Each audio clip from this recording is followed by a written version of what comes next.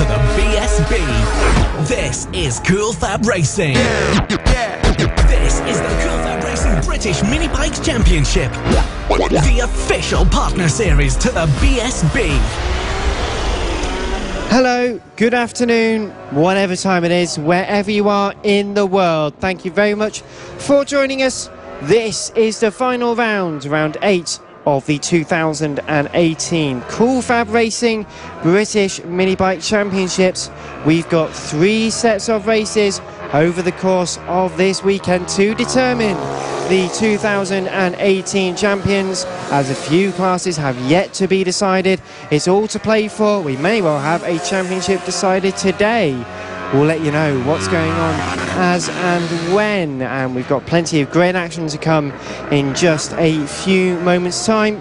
Qualifying almost finished now. We're going to get straight into the races, starting with the Mini GP70s, the premier class here at the Cool Fab Racing British Mini Bike Championships. Well, thank you very much for joining us on social media, on motorsport.radio and on the Cool Fab Racing websites.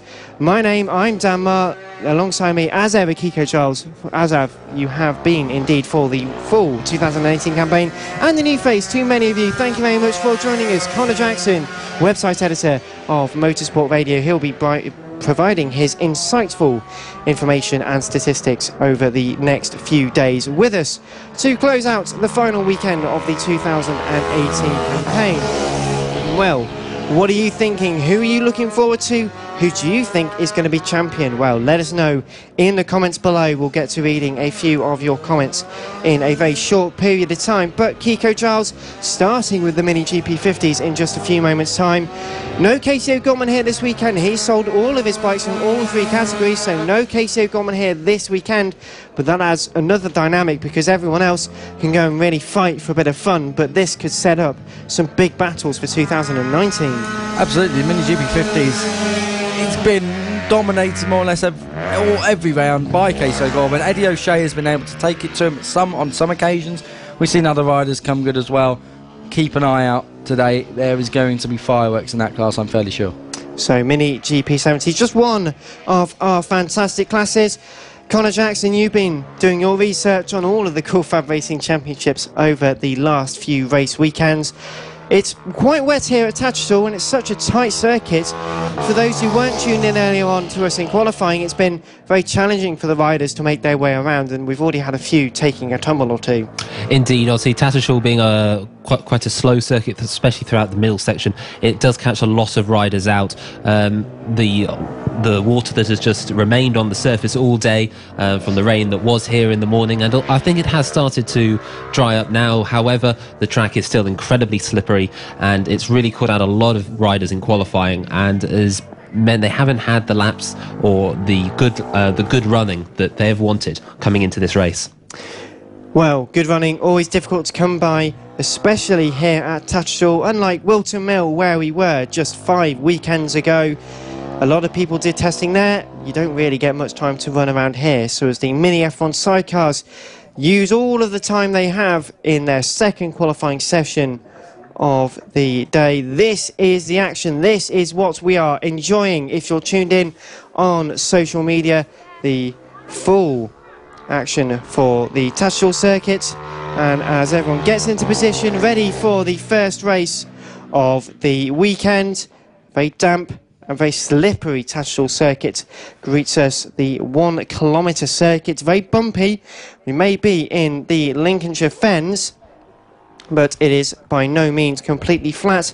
There is quite a lot of, I wouldn't necessarily call it undulation, but there's a bit of camber to a few of the hairpins. There's also some very tight corners as well, so it can really add up to being quite a difficult challenge for many of our riders who are out there battling. But it was Jack Quarters, here's a name you won't hear very often in this position. Jack Quarters, the fastest in qualifying 2 for the Mini F1 sidecars, and may well result in pole position. Many of our sessions over the course of this afternoon have been the fastest of the day so far. Of course, for those of you who are not too familiar with the Cool Fab Racing Championships, there are 2 qualifying sessions, and the General for your fastest lap time from either of those 2 sessions will set your grid. Okay, that's fine. If you don't go quicker in session 1, you have an issue or you need to get something fixed, go out there, go quicker in session 2. Trouble is, everyone else can do the same thing as well. So it really adds a different dynamic, I think, the phrase you like to use, Kiko, yes, into qualifying in it. It has to really put a rider in a difficult position because they've got to push no matter what, because it could all change in a minute. And with it being difficult conditions this weekend, the last thing you want to do is push over the limit and crash. And we've seen a load of riders crashing across all classes. It's not really been a standout class where more riders have been crashing in. Turns 5, 6 and 7, I am sure we will be commentating today, Dan and Connor, about how many riders are going down in that middle section. It's horrible. To use the word nadgery, it's just not fun. It's not. It all falls back on itself. It's not really a part of the circuit which flows. It's very stop-start, and riders hate it. What was that word you used, Kiko? Nadgery. It's a word that a lot of people use to describe Le Mans, the Bugatti circuit. Really? Yeah. Unfortunately, I've never heard that word before. It's a word, I think, that's kind of been made up a long time ago. But we just go with it. We just go with it. No, but it has been used to describe that horrible kind of... There is no flow to a circuit. Ah, okay. Well, I know A lot of Herman Tilke circuits have the same problem. Well, that's a discussion for a different time, and for that you can join Kiko Giles and Lester Forbes on the Superbike Show every Thursday, more or less from 8 p.m. But the Tattershall circuit has plenty of action to come. Please do leave your comments below on social media. You can check out our live streams on the Motorsport Radio pages as well as on the Cool Fab Racing pages. Let us know who you're supporting, who you want to win, who you want to win championships, or who you don't maybe. Let us know what you're feeling, what you're thinking, what you're doing right about now. In fact, we've got Katrina Munson saying good luck to the Munson burner. Brandon Pell from Valentino6 saying what a Q2, great job. And Chloe Jones saying O'Gorman champion #1. So great emojis being used there. And Paul Peters saying hi. Well, hello Paul. We look forward to having you, and thank you very much for joining us. We want you to come and join us for the rest of the weekend, but we will be getting going with our first race of the weekend. 3 races, not just for this race weekend. This is it. This is the end of the season already. I feel quite sad about it, to be honest. But we have the Mini GP70s. Mini GP70s coming out in just a few moments' time. So thank you very much for joining us. This is round 8 of the 2018 Cool Fab Racing British Mini Bike Championship. Well, Connor Jackson, you're no stranger to karting circuits. You've been very successful in karting, and I suppose the Tattershall circuit, one you may have been round a few times. Sadly not. There we go, that's my point already gone. Sadly not. Of all the circuits I have raced at over my career, I never did come to Tattershall. And however, looking at the circuit, it does look very reminiscent of an awful lot of the tight, twisty circuits that I was so used to in my younger days. Obviously, this sort of circuit, the big advantage for a lot of the riders will be coming into turn 1 after that long sweeping final corner. A lot of riders won't be pushing their limits coming into that final corner because it is still very wet and slippery, and I think that's going to be where the time is won and lost for an awful lot of them. As a result, turn 1 is going to be, in my opinion, the real test for a lot of them as they try to make up the positions on the grid. However, in terms of overtaking, who's to say that the middle of the track, the tight, twisty turn 4, 5, 6 is not going to be as bad, because it's a part of the circuit where riders aren't going to want to defend too much. It's a very tricky thing to do indeed, and the Mini GP70s are about to prove us wrong as they head out onto the warm-up lap for the first race of the weekend, and as they get that crucial temperature into the brakes, into the tyres, there's plenty of action to be had. But Bailey Stewart Campbell will start on pole position. Rossi Banham will line up alongside him on the front row of the grid. Evan Belford and James Rowe are your second row, with Harrison Crosby, Owen Mellor, Ollie Walker, Kyle Payne, Taylor Lawrence and Alfie Davidson rounding out the top 5 rows. That is your top 10. Then it is Sean Abel ahead of Finn Smart, Saffron Watley ahead of Joe Farragher, Ollie Harris and Thomas Gomez rounding out the 16-strong grid. And it is a slightly shaken up grid, so And these kind of mixed grids, mixed conditions, fuel the fight ahead of the final round of 2018. Who are you supporting? Who do you want to support? Who are you supporting? So let us know on the social media, on motorsport.radio and on the Cool Fab Racing website.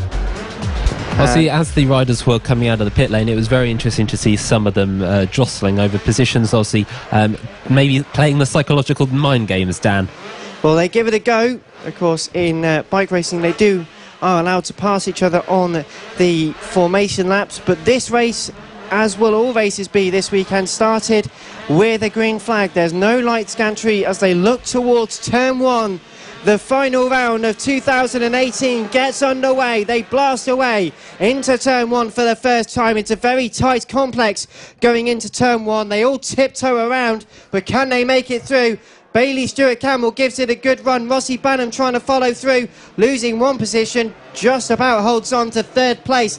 They are all going so gently through turns 2 and 3 for the first time out of 12. They have, though, touch wood, successfully made it through, Kiko. Bailey Stewart Campbell leading, then it's James Rose in second place. So great start from the 28 up from 4th to 2nd. Rossi Banham is there in 3rd place. Evan Belford is 4th. That looks to me like it could well be Kyle Payne in 5th. No, maybe not.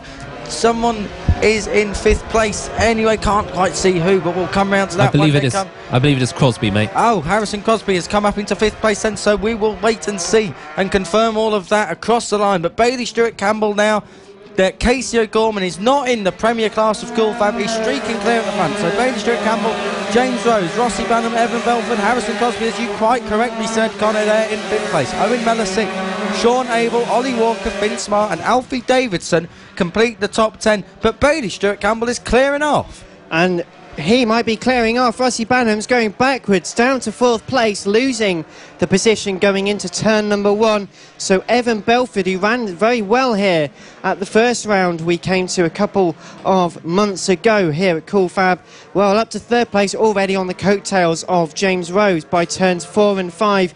It's a very tricky old complex to go through, and Evan Belford really taking comfort in this at the moment. A rider down at the first of the hairpins. This is actually at turn number 4. That's Finn Smart's bike is down. There's about 3 of them down. And there's riders just waiting to get back up and underway with this race. Continues for the time being, but yellow flags at the start of the circuit. Red flags have come out, red flags are out. So red flags are called. Just started the 3rd lap here for the first Mini GP 70 race of the weekend, but it's Bailey Stewart Campbell who was leading over the line from James Rose. And it was Rossi Banham who was counted as 3rd over the line for the first time. Of course, was taken just moments after coming over the line into turn number 1 by Evan Belford. The rest of the field make their way around. So tricky conditions, and we're under red flag here for the Mini GP70s. And you're listening to live coverage of round 8 of the 2018 Cool Fab Racing British Mini Bike Championship. This, though, is your order as they came over the line for the first time. Bailey Stewart Campbell led ahead of James Rose, with Rossi Banham and Evan Belford. They were fighting for 3rd and 4th place. Harrison Crosby, though, doing very well in 5th place at the moment. Evan Belford, great late move going into turn number 1. Moved to riders right hand side, took the inside line, took the corner and took the position. And Connor, that's a move you've got to set up quite far back around this Tattershall circuit. You're flat out really for a good 10-15 seconds. As you say, Dan, the moves, especially towards the front of the field, were definitely the highlight of that first lap. Banham, notably in 3rd, I believe Belford was actually ahead going through the final corner as the red flag was called, and it was only down the start-finish straight that Banham retook the position. I don't know whether that means he will keep the place on the restart, or whether they'll restart on their original grid positions. So we'll find that out in a few moments, what the grid restart will be like. It was due to be a 12-lap race. And just to let everyone know, in the meantime then, following this Mini GP70 race, we've got the AC40 Pros will be out after them. Then it will be followed by the Pit Bike 140 and Moto teams a bit earlier in the schedule than we sometimes see. Then we will have the Junior LC40 Elite will follow ahead of the Senior Mini Motos. Very good conditions for the Senior Mini Motos. They do enjoy some wet and greasy conditions, and that will be covered in full later on. The AC40 Rookies will be then next. The Mini GP50s, Extreme 200s, and the Mini F1 sidecars. That is your order for today's races. We'll, of course, be bringing you all of those live here on social media, on the Cool Fab Racing pages, and on motorsport.radio. Thank you very much for joining us. And don't forget, let us know. In fact, comment below, go and sign up. Motorsport Awards. This, our new brand from Motorsport Media. We've got some fantastic awards to be giving out. We've got all the usual awards you can nominate for. You know, you've got your Young Riders of the Year, so you can nominate some of the fantastic Cool Fab riders. You can nominate for Best Young Driver of the Year as well, Best Driver and Rider of the Year over the world. So, you know, I suppose, who might you be voting for in the Best Rider of the Year, Kiko? Let's give us 3 names. Well, put him on the spot. It depends what championship you're looking at. If you're looking at MotoGP, it's very hard to go against. Well, it doesn't matter. It doesn't matter. You can vote any rider from any category. If I was to go across all of the motorcycle races, it'd be hard not to say Jonathan Rea, 4th consecutive World Superbike Championship. It's something quite incredible, really. You know, Jonathan Rea has not been celebrated enough. I don't think Jonathan Rea gets the plaudits he deserves in the British media, and you know, a lot of people slagging it off, and he's made World Superbikes boring. It's not him making World Superbikes boring, it's the fact that he is just dominating, and World Superbikes are choosing not to celebrate. He's good at what he does. He's good at what he does. So Jonathan Rea, as far as Rider of the Year is concerned, Young Rider of the Year, it's hard not to say Case O'Gorman. The reason he's not here this weekend is because he's wrapped it up with 7 rounds to go in an 8-round championship. All the championships he's been in, he's won 3 races to spare. That's something quite incredible.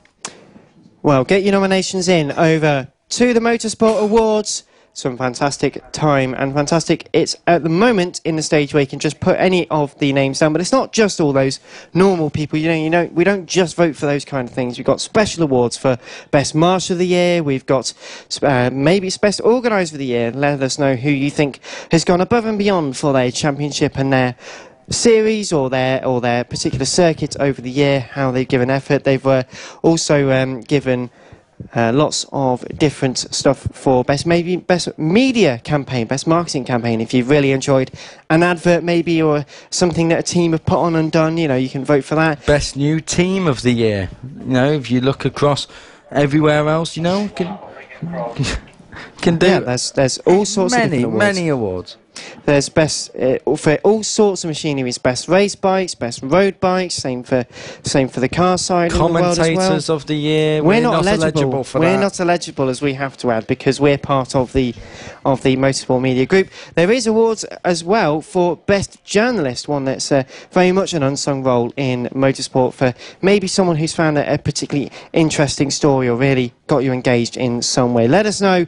Head over to the Motorsport Awards. Go and register. Go and put your nominations down, and we'll have the things coming up in. We'll have full information on that coming up in the later stages of the year. That's due to be on December the 9th. So book that out. Make sure you're sat in front at home in front of your computer. We'll have some fantastic coverage for you then. But head over to the Motorsport Awards for that. The Mini GP70s, though, will be heading out onto circuit in just a few moments' time, and it looks to be a full grid restart here. Round 8 of the 2018 Cool Fab Racing British Minibike Championship. It's the official series to the BSB, the official partner series to the BSB, and Kiko Giles on the road to MotoGP. On the road to MotoGP, of course, MotoGP this weekend. Dan, new destination for them. I think they call it the Destination of Speed, and it's the Thai Grand Prix from Buriram Circuit in Thailand. So all of these riders that we see out there today and that we talk about, we have the pleasure to talk about, they all want to be going and travelling the world, doing what they love, riding the very best motorcycles, and you know, winning the hardest of races. I'm sure of that. And as they make their way onto the grid again, the Mini GP70s will line up as follows. It's Bailey Stewart Campbell starting on pole position ahead of Rossi Banham. may see on our live streams on social media the rain starting to come down again. This could add something extra, with Evan Belford and James Rose on row 2, ahead of Harrison Crosby and Owen Mellor. We've got Ollie Walker and Kyle Payne on row 4, ahead of Taylor Lawrence and Alfie Davidson. Then it's Sean Abel, Finn Smart, Saffron Watley, Joe Farragher, Holly Harris and Thomas Gomez. That is how your 16-strong grid are due to line up. Wait to see where everyone pulls up to. Heading on to the grid now. The pre-race nerves are building. I'll see all eyes will be back on Rossi Banham. He had quite a poor first start to this race, dropped down to 4th temporarily, and so it'd be good to see if he can actually get back on terms now with pole sitter Bailey Stewart Campbell and really take the fight into the first lap and maybe even take the lead. Well, could well give it the lead in a few moments' time. The revs build, the nerves are really heightening now. The marshals move away from the sides of the grid. We don't start with lights, we start with a flag. The green flag goes up, it goes down here at Tattershall into turn 1 for the first time out of 12, second time lucky. Everyone's still very tentatively making their way around turn 1 for the first time. Evan Belford made a great start, up to second place already, fighting with Bailey Stewart Campbell into turns 2 and 3. For the race lead, James Rose into 3rd place. Rossi Banham again struggling to get away. It's that initial traction which he couldn't really use to good effect. Into 4th place, being challenged by 5th place, but the top 3 making a break for it. Up the inside into turn 4 though. Harrison Crosby now ahead of Rossi Banham. Rossi Banham loses another position, and a poor first lap there for poor old Rossi. It's not so much a problem though for our race leaders. It's Bailey Stewart Campbell just holding on from Evan Belford as they make their way left and right, turns 8 and 9. Bailey Stewart Campbell leading again, but Evan Belford this time is giving him a headache. So they're going to come through this final corner, long right-hander building all the way through, then down the front straight, a long front straight. Evan Belford trying to get past. He's going to look in the braking area. Will he let the brakes off? Has to think about it. Can't quite get it done this time. Bailey Stewart Campbell tries to sweep across and just about makes it work. So Bailey Stewart Campbell leading from Evan Belford. Then in 3rd place, James Rose. Harrison Crosby in 4th. 5th is Rossi Banham. Terrible start from 2nd on the grid. Sean Abel down to 6th. Ollie Walker having a good ride in 7th. Alfie Davidson, Taylor Lawrence and Owen Mellor are your top 10. But the leading 3, it's a leading trio out front. It's a 6-wheeler. Bailey Stewart Campbell, Evan Belford and James Rose with 12 laps to go. Well, we are coming on lap 2 out of 12. A great start from Bailey Stewart Campbell and Evan Belford. Although Evan Belford looking one way and then the other, not quite confident enough to make a move for the race lead. This is allowing James Rose to stay in touch. Not necessarily right on the back, but giving it a go. We've got a rider down on the exit of turn 8 on rider's left-hand side. Marshall's going over. It's James Rose. It's James Rose has gone down. That was James Rose. I thought it was. So James Rose has made a big error there. Out of 3rd place. Harrison Crosby has gone into 3rd place now. He's going to be chasing down the leading duo as it is now. Bailey Stewart Campbell leading Evan Belford. Bailey Stewart Campbell with the fastest lap of the race last time round, but Evan Belford still very much with him. Looking on the inside, down at turn 5. Don't want to try too early. Sometimes if you try and get past too early, you inherit some difficult conditions out on track. You are the first to encounter them. You just want to settle down for a little while, see where the opposition's good and pounce where they're not. Evan Belford, a bit of a moment from Evan Belford there. Rear end stepped out. That is exactly what you mean. You do not want to be too eager out on the circuit. Just follow the rider in front of you until you feel comfortable. This race is long. It cannot be won in the opening 6 laps of this race. And I mean, I think that's what Bailey Stewart Campbell has really perfected, that drive out of that final turn. He appears to have so much more traction than Evan Belford, which means by the time they do reach that first corner, Belford is nowhere near being able to compete. He does, however, pull back towards these slower sections, and as both of them now go through turn 3, you can start to see Belford again pull the gap back. Evan Belford trying very hard to get past Bailey Stewart Campbell, but at the moment not able to do so. He's much quicker through the twisty bits than Bailey Stewart Campbell. Evan Belford, just taking his time, sizing up where Bailey Stewart Campbell is strong and where he's weak. They're down into turn 7. This is where Evan Belford had that moment last time round much smoother on the exit, but that time it's actually cost him some time. Harrison Crosby third, Rossi Banham fourth, of course. We should not forget down the field.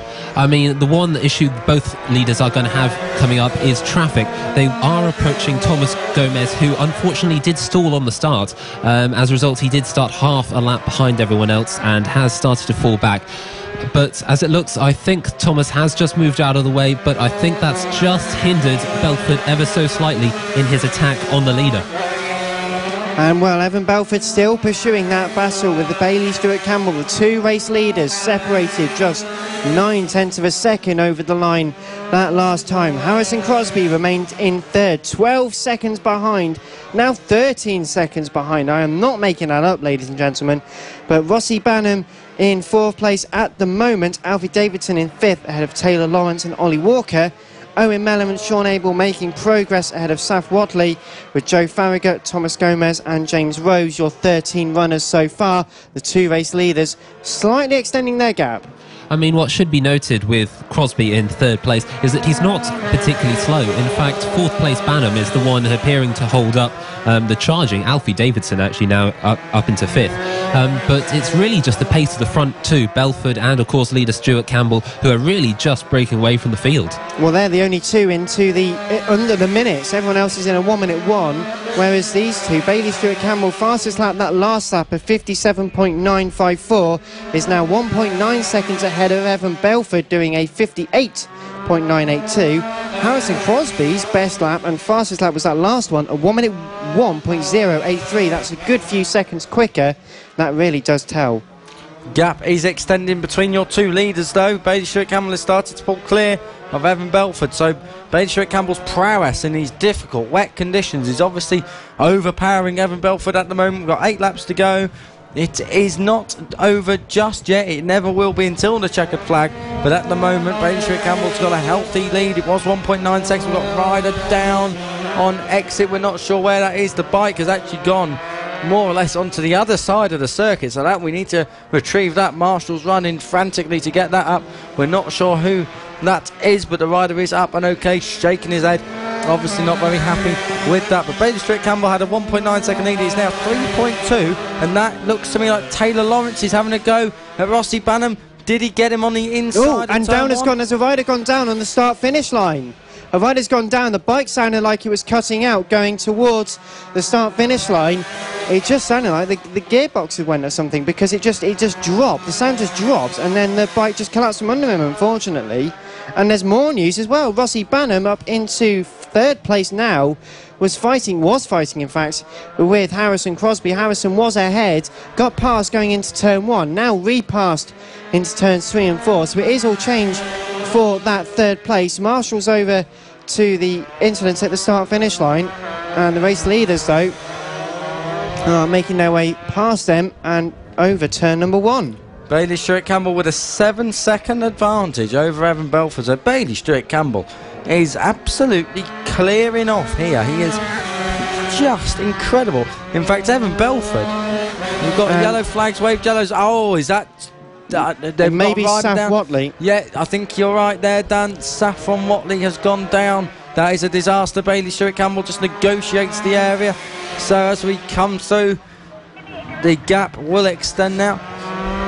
We have a stoppage somewhere on the circuit. That is Taylor Lawrence. So Taylor Lawrence, number 10 on the green and grey machine. That is really disappointing for him, as he was in the fight for the podium. He was in the 5th place. Yeah, he was. He was absolutely up in the sharp end of things. Taylor Lawrence having a good end to the season. He's got his foot stuck in a wheel. Don't want to be doing that, Taylor. Don't want to go eye-siding yourself out of that at all. Everyone... it's a very dramatic race, this. Everyone at the front keeping order at the moment. Bailey Stewart Campbell ahead of Evan Belford by a huge distance, 14.3 seconds. I cannot help but think Evan Belford must have a problem. And Evan Belford's gone down. Evan Belford has gone down at turns 2 and 3. My goodness me, the race leader going into the Bailey Stewart Campbell, Dan. Bailey Stewart Campbell. He lost the front wheel going into the corner, and that means he's going to lose the race lead. Evan Belford through turn 3. Rider's right-hand side. He's taken the race lead. My goodness, Misfortune had the worst possible moment from over 15 seconds was the gap. We've also got a rider who stopped to turn number 1, but that has really changed this race. Bailey Stewart-Campbell out of the lead with 4.5 laps left to go. Evan Belford, well, let's have a look. Bailey Stewart-Campbell is back up and running, but he will not win this race now. Evan Belford is leading this race. He had a 14.5 second gap up to Bailey Stewart-Campbell and a 9.5 second gap to go back to Harrison Crosby. Harrison Crosby was 4.4 seconds quicker on the last circulation, so Evan Belford is not done and home and dry just yet. He has got to maintain the pace. Evan Belford across the line, 1 minute 3.1 across the line for Harrison Crosby, 1 minute 2.8. So Belford responded marginally, the gap down to 9.2 now. And we have one rider who is going slow on the track, coming through turn 1 now. I can't quite see who it is. Saffron Watley, I think that is, Connor. Yeah, it's Saffron, and that bike does not look healthy. It didn't sound healthy coming across the finish line, and he will now pull into the pits. Sad now for Watley, who really was on for what would have been a top 10 finish. That's out of the race, unfortunately. Saffron Watley has retired her bike, so unfortunate for her. Evan Belford, though, is leading still. He is coming through turn 8 into turn 9. That will link him back round down towards turn 10. The fast, scary right-hander at the end of this lap. And they come across the line. When they come across the line, it'll be 3 laps to go. Evan Belford has come across the line. Now then, we await the gap. Well, it was 9.2. Harrison Crosby, how far are you behind this time? It seems a lot less than 9.2 across the line. What is it? Oh, it's 9.3. It's actually gone up a tenth. So Harrison Crosby's charge is over, or Evan Belford's mid-race fade, or whatever problem he had, is over. Bailey Stewart-Campbell not in this race, but well, not in the race for the podium. Rossi Banham in 3rd. I was about to say, Banham has really taken advantage of this from a driver who appeared to struggle in the first couple of minutes of the race, has finally come alive, and he appears to, even if so narrowly, be closing down Crosby. Well, if you hold on, you can sometimes get yourself a good position through misfortune for other riders, and that is what's happening at the moment for Rossi Banham. On course, touch wood, we must say, for 3rd place at the moment. Evan Belford leads this race, 9.3 seconds. Bailey Stewart-Campbell, though, is fighting extremely closely with a few riders going past the number 48 of Ollie Walker. They've been scrapping a few times over the season. And now with 2 laps left to go, Evan Belford, the number 52, is doing extremely well. 9.4 seconds, the gap ebbing out by only a tenth. But Rossi Banham is also trying to close up in 3rd place at the moment. There's a yellow flag down at turn number 3. That's at rider's left-hand side. Marshals are just pushing the bike back. Rider up, walking back to the paddock. It's an orange bike. Yeah, it's an orange bike, but a lap and a half to go. Evan Belford, not long until he can see the checkered flag go and see somewhere exponentially drier, and to end our first race of this weekend. And really holding on is going to be the key objective for this next lap and a half, Kiko. Just a lap and a half to go of this opening race. One race done, nearly 26 more this weekend to go. It's going to be action-packed. We said that right at the top of the programme.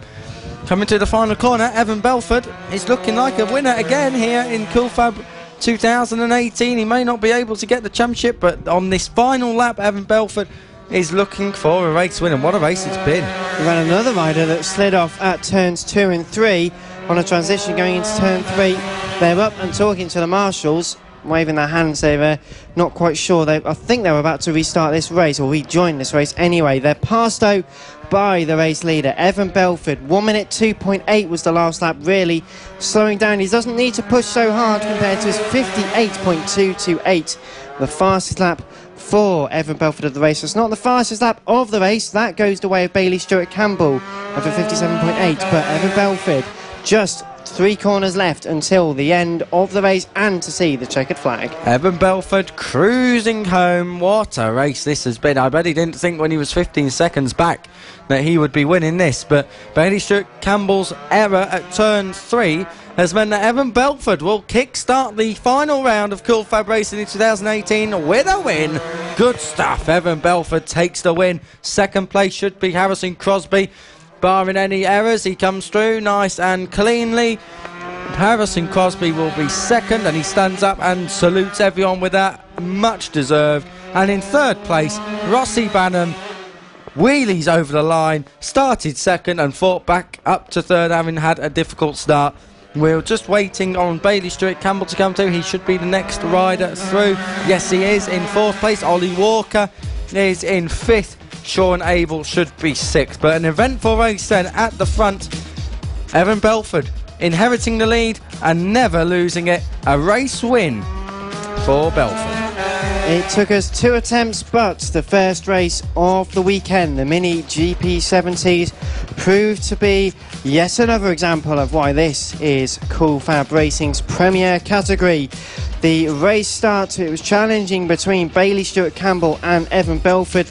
They both gave it a great fight heading into the infield for the first time. Late moves being made by a few riders. It all got a bit tight at times, a bit too tight on the first start. But on the restart, Bailey Stewart Campbell and Evan Belford fighting extremely closely going into these corners. Well, side by side, in fact, for Harrison Crosby and Rossi Banham, who really did not want to forget about that race. The mid part of this race, it got challenging. Bailey Stewart Campbell just drove away, and well, 15 seconds nearly was the gap between the pair of them, between Bailey Stewart Campbell and Evan Belford. And then it was the mistake. Bailey Stewart Campbell off, falling on his front wheel into turn number 3, did rejoin the race, but by that point Evan Belford had more than truly run off and had won by a very comfortable margin of well over 10 seconds. And that is just one race. In fact, a few problems for riders on the start-finish line. The engine just seizing more or less, a bit of a problem there for them, but did continue just about in this race, got back to the paddock, so all will be well. And that covers just the first race of the weekend here, the Mini GP70s, race 1 here at round 8 of the 2018 Cool Fab Racing British Mini Bike Championships. Well, thank you very much for joining us on motorsport.radio, on the Cool Fab Racing website and on social media. Please do leave all your comments below. Let us know what you thought of that action-packed race, the first race of the weekend. We'll get through to reading a few of your comments in just a few moments. But the AC40 Pros head out onto circuit now. And Connor, well, the first race of the weekend, that was, Connor, but that really was a great one to get us away. Indeed. What should be noted is only 6 of the riders actually finished on the lead lap of the 14 that started the race. So it's interesting to see just how much this is a race of experience and a race of resilience for a lot of the riders hoping to stay on the bike. Very well said, Connor Jackson.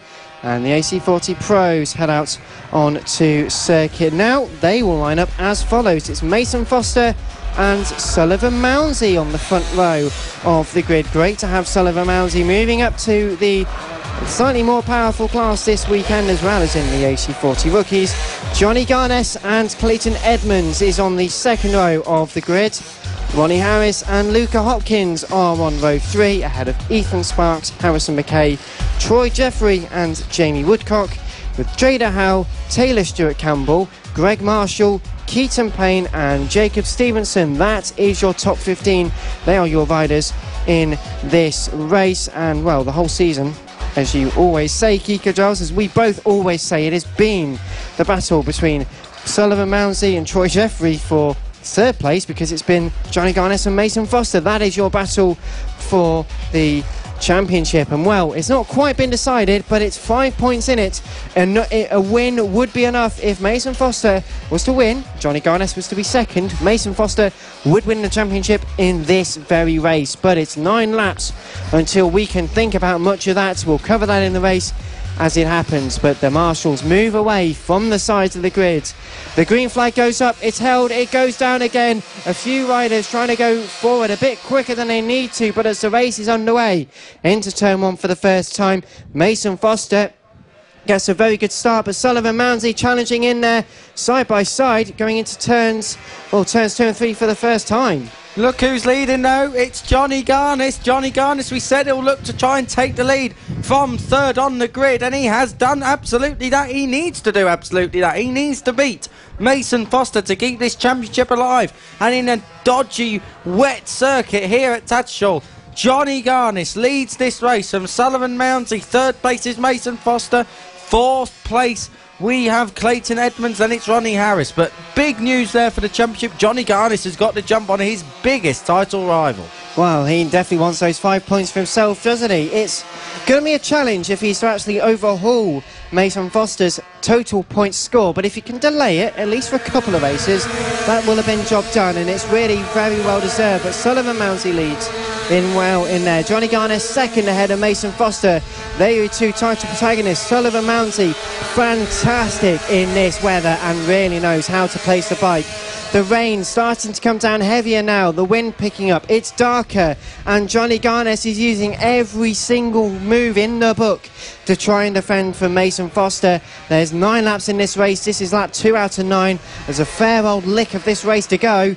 But so far, the pace being set by Sullivan Mounsey, Johnny Garnis and Mason Foster. Connor Jackson are holding on to second and third. Indeed, the top 3 are really breaking away now. Mounsey has just picked up a slight advantage, and there, I think that's the move for second place now. Foster making the move down the inside of the back straight and taking it into turn 7. He's coming back now, and I don't think that Garnis can respond. That is the place. That's the place made then for Mason Foster. He's ahead of Johnny Garnis now. Mason Foster, if the flag was to go out now, would take 4 points out of Johnny Garnis. Now that would make the gap 50 points. As far as I'm aware, that would not win him the championship based on countback rules. So he would have to make it 51 points lead in the next race, or make it 51 now, as he's looking to try and get through on Sullivan Mounsey. The rain is lashing down here in Tattershall. It really is starting to come down. That makes it very, very difficult, really, for all the riders to try and negotiate. Johnny Garnis there. We've got a rider down. Who is that? Was that Ethan Sparks? I think it was Ethan Sparks who's just gone down.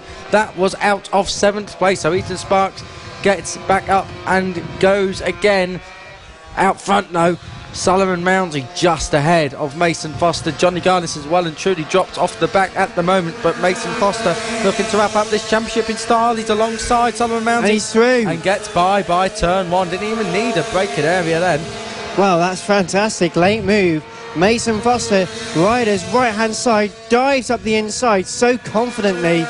It's really fantastic to see. And now already breaking the gap, making a couple of bike lengths ahead.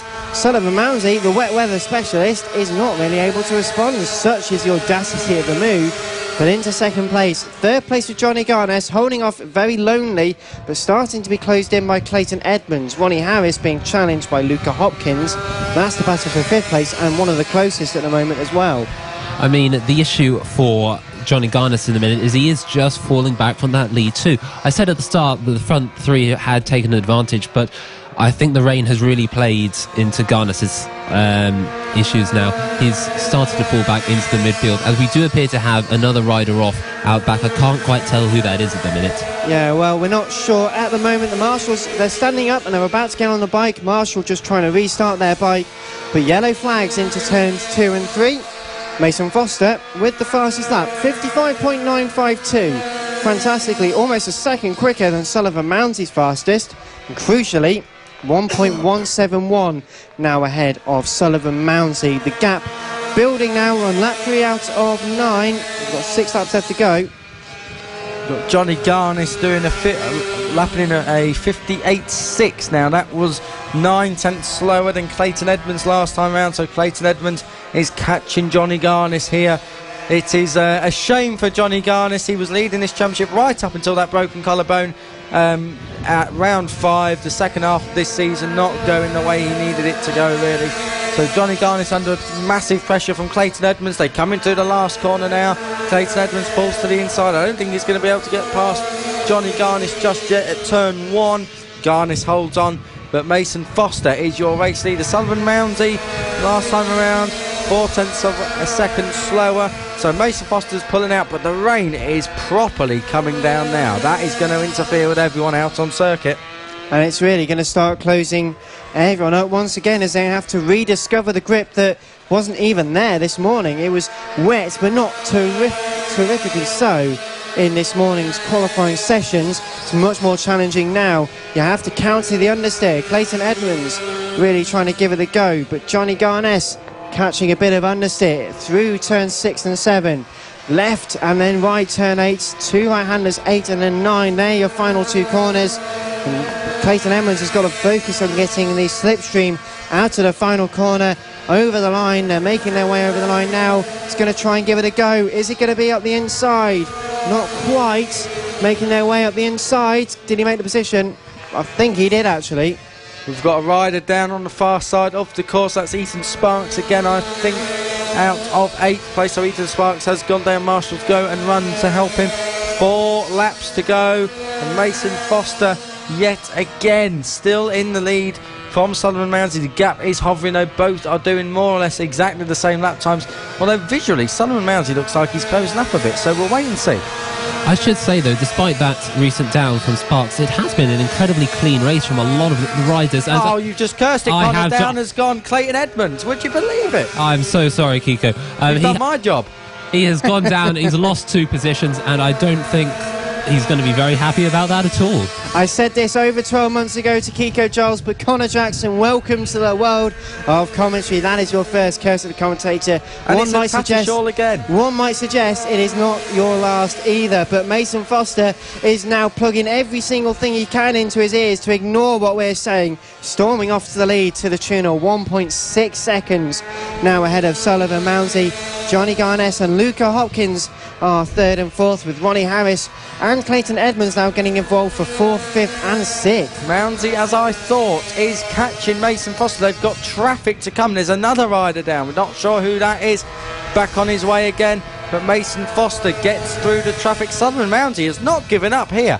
Johnny Garnes now in a safe 3rd. Now Clayton Edmonds has fallen back down the order, but Mason Foster trying to get through the traffic. Sullivan Mounsey likewise across the line. This time around the gap surely has got up. Yes, it has. No, it hasn't. It's come down by a second. It's come down to a second. So Sullivan Mounsey with 2 laps to go. Down at turn 1 now. Has got his sights right on Mason Foster. Mason Foster cannot get past the traffic. That's Ethan Sparks.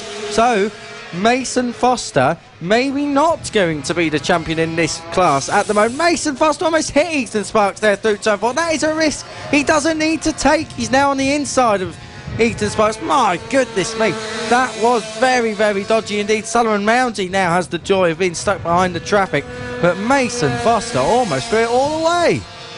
It's been such a tight run at the front now, and I feel really bad for Sparks as he's just unable to get out of the way of the leaders. Mounsey, as a result, does fall back a bike length from Mason Foster, and that won't be good for him. One guy to watch out for, though, is Clayton Edmonds, back up to 4th after his off earlier. He's made it back past Luca Hopkins and Ronnie Harris, and I wouldn't be surprised if he chases back after Johnny Garnes. He's only got a lap to go. He's running out of time if he is to do so. Your leaders are through turn 2. More traffic for them to get through. Mason Foster has got through it all, has he? He's got through 1. He's got 1 more to go. Sullivan Mounsey has got 2 of them to get through. It's very, very close. Sullivan Mounsey's got past 1 bit of traffic and Mason Foster's got past the other. So I think Mason Foster now should be home and dry. It has been an incredible season, really. The rivalry between himself and Johnny Garnes has just been a pleasure to watch. Through the final few corners now, it's a double right-handed corner that ends this race. It ends this circuit down to the final corner. Unless there is an error, which of course there is not, Mason Foster is your AC40 Pro champion. What a performance from him. Sullivan Mounsey takes 2nd and Johnny Garnes a valiant 3rd for him. Clayton Edmonds sets the fastest lap of the race on the last lap, on the penultimate lap. So Edmonds 4th despite that accident. 5th for Luca Hopkins, Ronnie Harris 6th, Troy Jeffrey 7th, Harrison McKay is in 8th, Jada Howe 9th, and Taylor Stewart Campbell completes the top 10. But your champion for this year in the AC40 Pros, Mason Foster, now has an unassailable lead. It is all for pride and glory come Sunday. Congratulations to the number 88 rider, Mason Foster, the 2018 Cool Fab Racing British Minibike Championship AC40 Pro champion. A great fight with Johnny Garnes throughout 2018, and well, it came down to the final round of the championship. Unfortunately, Johnny Garnes missing one race meeting put paid to his championship, but it's been a close fight towards the end. It was a close fight in this race. Mason Foster fighting with Sullivan Mounsey. Sullivan Mounsey initially getting the race lead, although fighting with Mason Foster quite closely as well. And well, then Connor Jackson gets involved. One rider goes down. We'll have highlights of that particular piece in a few moments time, but Mason Foster doing very well. So did Sullivan Mounsey. Really loves the wet weather, had a late race resurgence, couldn't quite get it through to the end. And Johnny Garnes, third place, is extremely respectable. But the Pit Bike 140 and Moto team riders are about to head out to the circuit. You're listening to live coverage of round 8 of the 2018 Cool Fab Racing British Minibike Championships. And as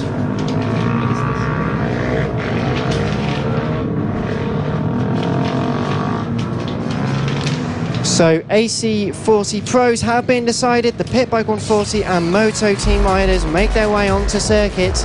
It's wet.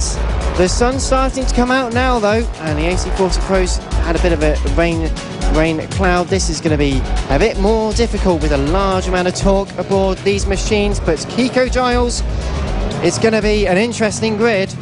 Callum Wybrow is your pole man. He's ahead of Harvey Claridge. Sam Clowes third, Sean Whittaker fourth, Felix Hearn in fifth, Jamie King completing that third row in sixth, Scott Dootson seventh, Blake Ansell is eighth, Henry Meduse is ninth, and Fraser Kinnaird completes that top 10. 11th is Simon Clowes. He has a chance to be champion this weekend in this class. 12th is Jason Pugh, 13th is Adam Sweeney, and 14th Alistair Kinnaird. The final row is Neil Kinnaird, and new name for Cool Fab this year, Iona Glover, there in 16th. So Iona lines up at the back of the grid. The number 34 machine is at the very back of the field, but it will be Callum Wybrow and Harvey Claridge lining up on the front row of the grid. Sam Clowes and Sean Whittaker, they are lining up just a bit behind them.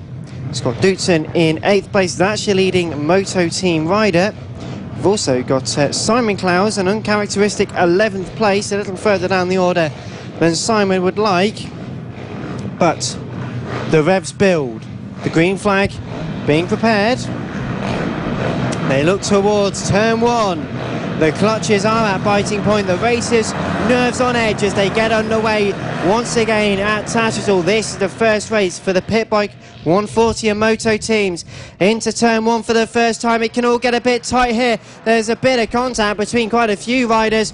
One, it looks like Iona Glover, unfortunately, didn't get away from the line, has stalled on the line, so the marshal's going over to help Iona, but the rest of them get away. Callum Wybrow making a decent start, second place. Harvey Claridge also there at the moment. Everyone else just fanning out after a little bit of contact at turn 1. It got too tight for words there, Kiko, but I suppose we better conjure them up to try and get it in. As a rider who loses a front wheel going into turn number 5, the right-handed hairpin, they get underway again, but that's the danger at these slower speeds and these much colder temperatures. The tyres and brakes just aren't in the right place and you can just skate off. It's almost like racing on ice. Especially at turns 5, 6 and 7. But out front, Harvey Claridge is leading. Callum Wybrow is there in second. Sam Clowes, great ride from him in the third place. Sean Whittaker there in fourth. Fifth for Blake Ansell. Loads of side-by-side action down the straight. I think that was Fraser Kinnaird just getting passed by Simon Clowes, and Simon Clowes got the job done there. So Simon Clowes moving into 10th place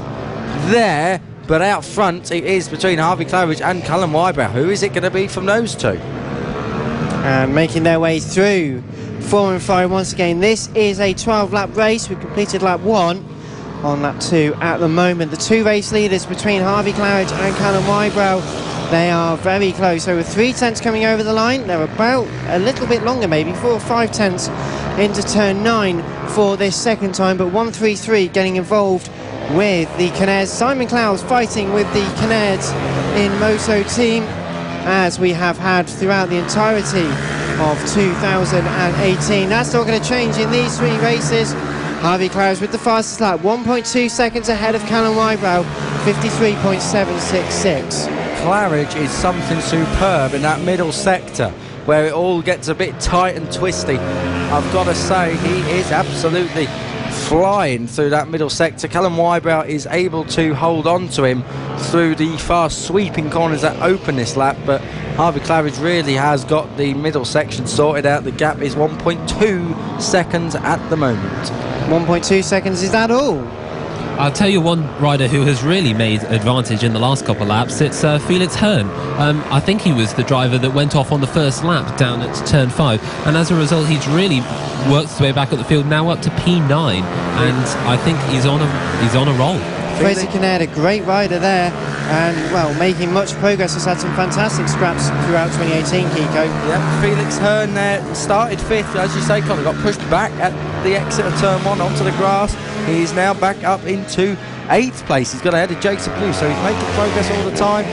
It's Iona Glover about to be lapped just in the way of Harvey Claridge down towards a difficult turn 5. I hold my breath every time they come through there. It really is. Into the horseshoe section now. Turn 6, turn 7 is next, and that is where Harvey Claridge just gets on that power a little bit earlier ahead of Callum Wybrow as they come through. So everyone at the moment just settling down. Simon Clowes having a very lonely race. Down has gone someone. That is out of 9th place, Jason Pugh. So Jason Pugh has gone down. So now Simon Clowes inherits another position on his way really to becoming the Moto Team champion. We can't do it in this race, but can certainly put one hand on it ahead of tomorrow. Of course, you've got to point out that Pugh was leading that Moto Team class. Pugh was leading it, exactly, and I don't think he's in the run for the championship, Jason Pugh. I think he can mathematically do it, but apart from that, I'm not sure how realistically he can. But out front, it's all about Harvey Claridge and Callum Wybrow in this race. Well, they're doing fantastically in this race so far. Sam Clowes, though, you mentioned at the start of this race, Kiko, he could be on chance for the championship. How would he do that? Should he do that? As we've got one rider going down on the exit of turn number 4. Must have got a load of wheel spin, and they're just about to get back onto the bike. They're up and okay, just about to restart into the session. But yes, as I was saying, Mr. Giles, how would Sam actually complete the championship? And actually there's down at a crash coming out of the final corner, and we also had Jamie King going down as well. So we've had a few fallers over these last couple of corners. There's one rider who can't get it into gear coming over the line, just trundling down towards turn number 1. One rider that's actually at the final corner. There's a yellow flag going out because of the yellow flags, and Marshall's just going over to go and have a word with them, trying to get the bike restarted. Can't quite see what's going on. They're trying to move the bike. Harvey Claridge has gone down. Sorry to cut across you. Harvey Claridge out turn 6. Harvey Claridge has gone down out turn 6, and he's gone off again at turn 7. Harvey Claridge has got big issues there, and that has put... Who is in the lead there? Is that Sam Clowes in the lead? Surely not. Sam Clowes. Is he leading? Sam Clowes, is he leading this race? We are going to tell you when they come across the process of elimination. If he's not... Absolutely incredible. I cannot believe that. He's in the lead. Sam Clowes is leading. Well, he's not won all year in this class. Sam Clowes leads Blake Ansell by 4.7 seconds. Sean Whittaker is 3rd. Harvey Claridge is 4th. Who went down out of the lead? It was Callum Wybrow had the crash. So Callum Wybrow has had a disaster here, chasing Harvey Claridge. And Harvey Claridge, well, I can hardly believe it. Well, there was one thing I did want to ask you, and I think I asked you 4 times, but we kept getting interrupted. How can Sam Clowes win the championship? So Sam Clowes can't. Simon Clowes going to win the Moto Team Championship. He's basically just got to keep winning in that class because Will Howarth is not in this race. We've got Marshall stood on the inside of the circuit trying to get... that's Callum Wybrow, trying to salvage Callum Wybrow. And they've done a great job of that. Harvey Claridge is down again out of turn 5. So what is going on with Harvey Claridge? having an absolute mare out there. They're not having a good time today, are they? Sam Clowes is winning in the PB140 race, and I can tell you Simon Clowes is top moto team race. There will be a huge party tonight if those two manage to pull off a win in their respective classes. Here's a question for you, Kiko, and I'm sure you'll know the answer to this. When was the last time that Sam won in the PB140s and Simon won in the moto teams? It hasn't happened this year because Sam Clowes hasn't won in the PB140s this year, so we must be looking back at last year at least. So we'll have to do our research overnight now instead of having a drink back home. But Sam Clowes, oh, please keep it on an island, please. Turn 7 now, just gingerly tapping the throttle in. We're getting very excited. I've just looked at the lap counter. We've still got 6 laps to go, and a lot can happen in 6 laps.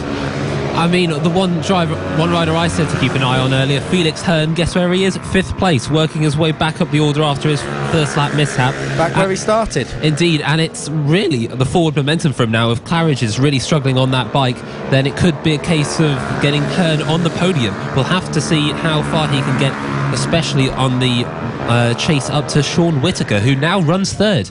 We've got Felix Hearn is off again. Hearn is off again. You've done it again. I've done it again, boy. I've done it again. Connor Jackson, I'm so glad I've been replaced for the meeting, really, because I honestly cannot stomach any more commentator curses on my behalf, but my God, is it funny when you do it.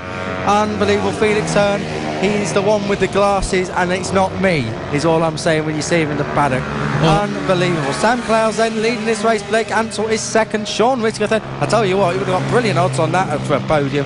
Harvey Claridge 4th. Simon Clowes, having started a languishing 11th place on the grid, I think he was. Simon Clowes, yes he was. He's now got into 5th place. Jamie King, having been down the road, is 6th. Massive lunge down at turn 3. Can't quite see who that was. Looked to me like maybe Scott Dootson trying to get past on Jason Pugh, or Jason Pugh on Scott Dootson, I should say. So all this chopping and changing down the field, I've got to say, is making this race absolutely spectacular. And it's also got Jason, as you say, Jason Pugh involved in there. Jamie King's just at the head of that battle, 6th place at the moment, and Jamie, well, has been having an interesting year, been really fighting harder than ever before, but just getting involved in some scraps a little bit lower down the order. But Sam Clowes, 4 laps to go, 8.181 seconds ahead of Blake Ansell, 56.2 as opposed to 56.1 the last laps for those two. Sean Whittaker very lonely in 3rd place at the moment. Harvey Claridge in 4th ahead of Simon Clowes. So 2 Clowes in the top 5. We've not had that in a long time either. With Jamie King, Fraser Kinnaird, Scott Dootson, Jason Pugh, Alistair Kinnaird, the top 10. Neil Kinnaird in 11th ahead of Adam Sweeney. Then it's Felix Hearn ahead of Iona Glover and Henry Reduce. Callum Wybrow with 16th out of this race. Sam Clowes leading still, just holding my breath as we look towards the timing monitor. Having a great race is Sam Clowes, he really is. He's just coming down into turn 5 through there neatly, doesn't need to change on anything now. He's much, I won't say he's much older, but he's a lot wiser. That's where I'm going with that. He's a lot wiser than some of the other riders who have been out front in this race so far.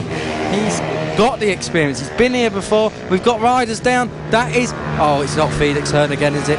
Oh, I think it is. Felix Hearn, you may as well just park that, because... And I think he is as well. That's where that bike wants to go. It's off to Callum Wybrow. They're going to have a bit of a chat.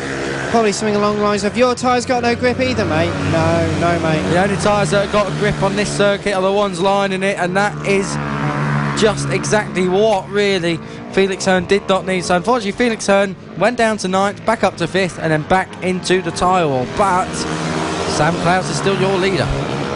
Chasing him down, though, is Blake Ansell. Sadly, I think it is a bit too late for the number 20, but he has reduced the gap now down to 5 seconds. It had been almost 10 seconds earlier, so it's incredible to see the progress that he has made. Haven't seen too much of Ansell, actually, on the track, so it's quite an anonymous drive for him as far as I can tell.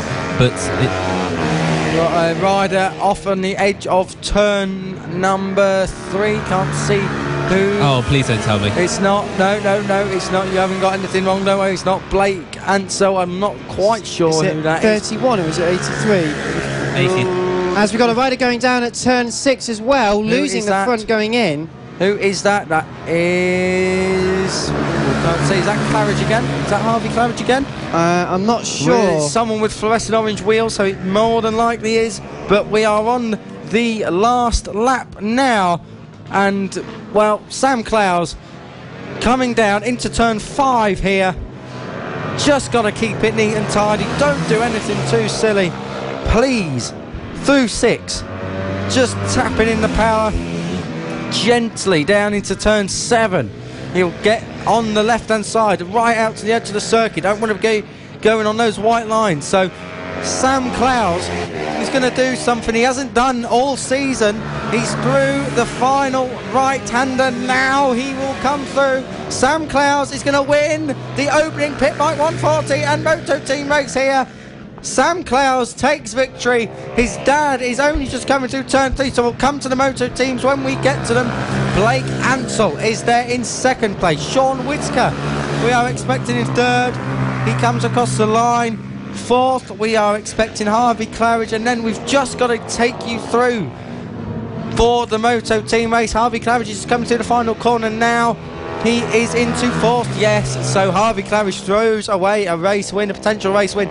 And Simon Clowes there in 5th place, just coming up towards turn number 9 now.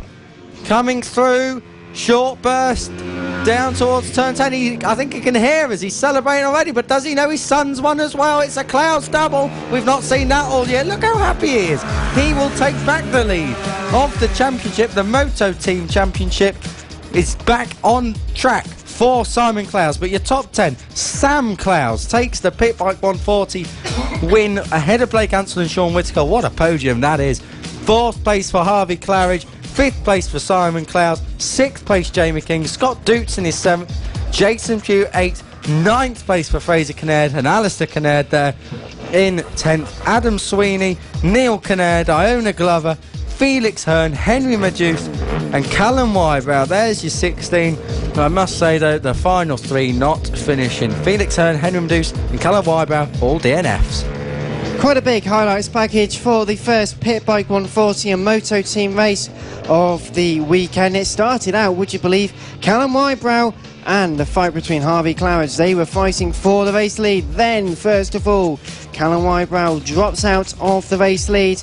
Then, so does Harvey Claridge. They both throw it away. A big crash indeed for Callum Wybrow. Got up and was okay. Moved away to the other side of the circuit. Another big fall for one rider. Do believe they got up and were fine. But then Sam Clowes decided he was going to win this race and has taken a great victory ahead of Blake Ansell and Sean Whitaker.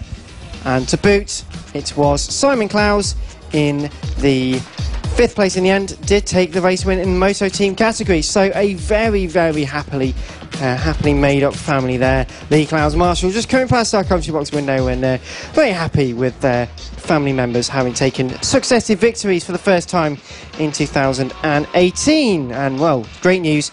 Pit Bike 140 and Moto Team. You'll notice also a few Kinnairds in there. It's an all family affair here, Cool Fab. And we now move on to the next race, which is the Junior LC40 Elites. They make their way onto circuit here, round 8 of the 2018 Cool Fab Racing British Mini Bike Championship. This is the official partner series to the BSB, and it's on the road to MotoGP. The grid then for this Junior LC40 Elites is Emmanuel Brinton on pole position, the 93. He's not the only 93 on pole position actually today. 2nd place is Evan Belford, the 52 there.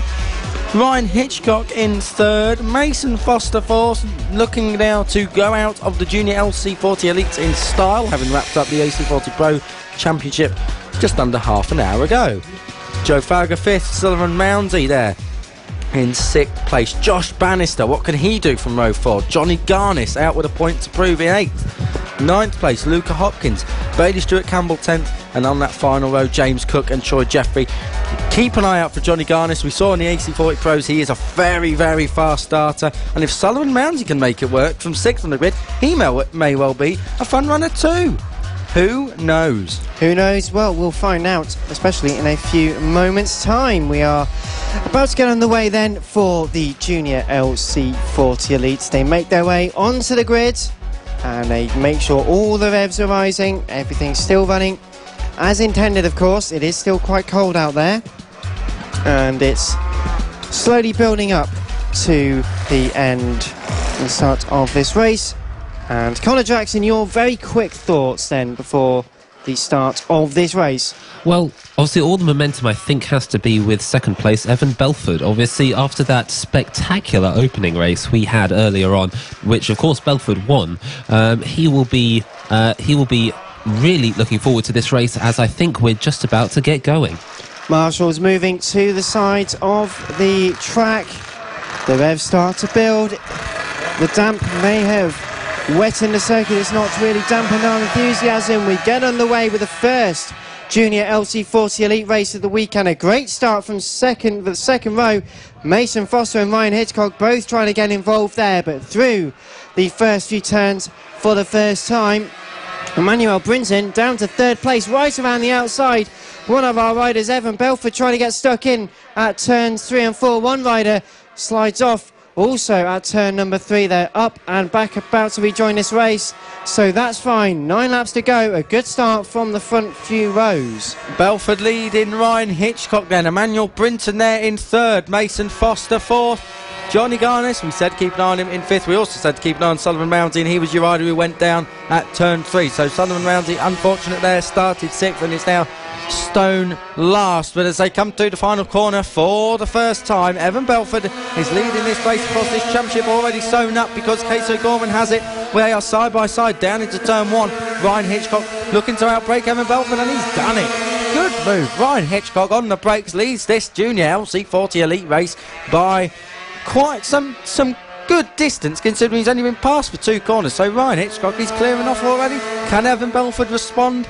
We'll wait and see, but if he doesn't, he's got danger behind. Your poleman Emmanuel Brinton looking to get higher than third place, and Mason Foster looking to get on the podium as well. He's only 4th at the moment. Sullivan Mounty also had this dilemma earlier on when he got overtaken pretty quickly, then hung on, dropped off a bit and then came back, so it might just be enough time to rebuild, really get back up into the battle for the race lead. But Evan Belford down to second. Ryan Hitchcock, your race leader.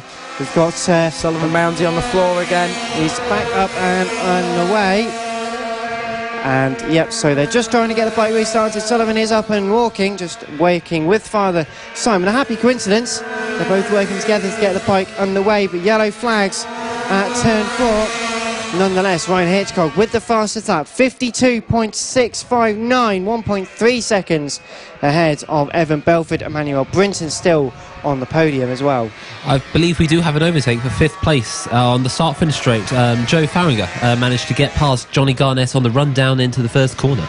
Well, that was a very good run then from Joe Farringer, the number 47 rider, working very hard. Johnny Garnett really fighting. He may be upset at losing the championship in the AC40 Pros, still giving it a good run in these Junior LC40 Elites. And now, of course, some of the riders in this championship actually use AC40 Pro bikes in this, even though it's for LC40 Elites. You can use the other bikes, they just try not to use it. I think at the moment Sullivan Mounds is the only one that was using it. It does get underway now. It took about a lap or so, but is back into this race. Ryan Hitchcock, though, 1.7 seconds ahead of Evan Belford, has really cleared off with 7 laps left to go.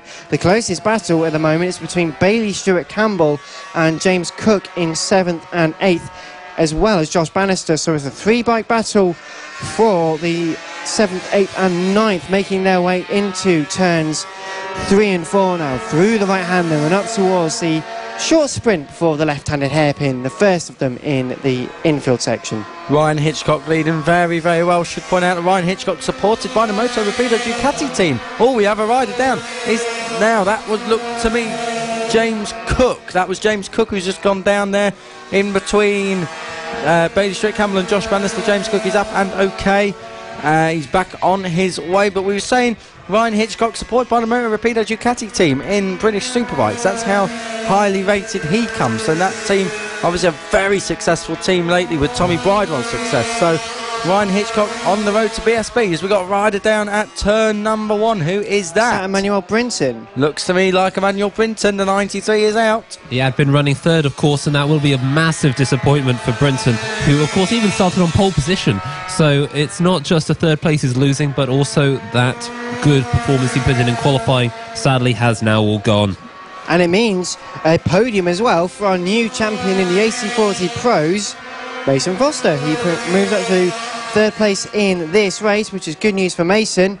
And in all of that action, Ryan Hitchcock's just getting his head down at 52.659, not been bettered by himself, but he's now 3.032 ahead of Evan Belford, who in turn is 10 seconds ahead of Mason Foster. Emmanuel Brinton down now, and Joe Farragher into fourth.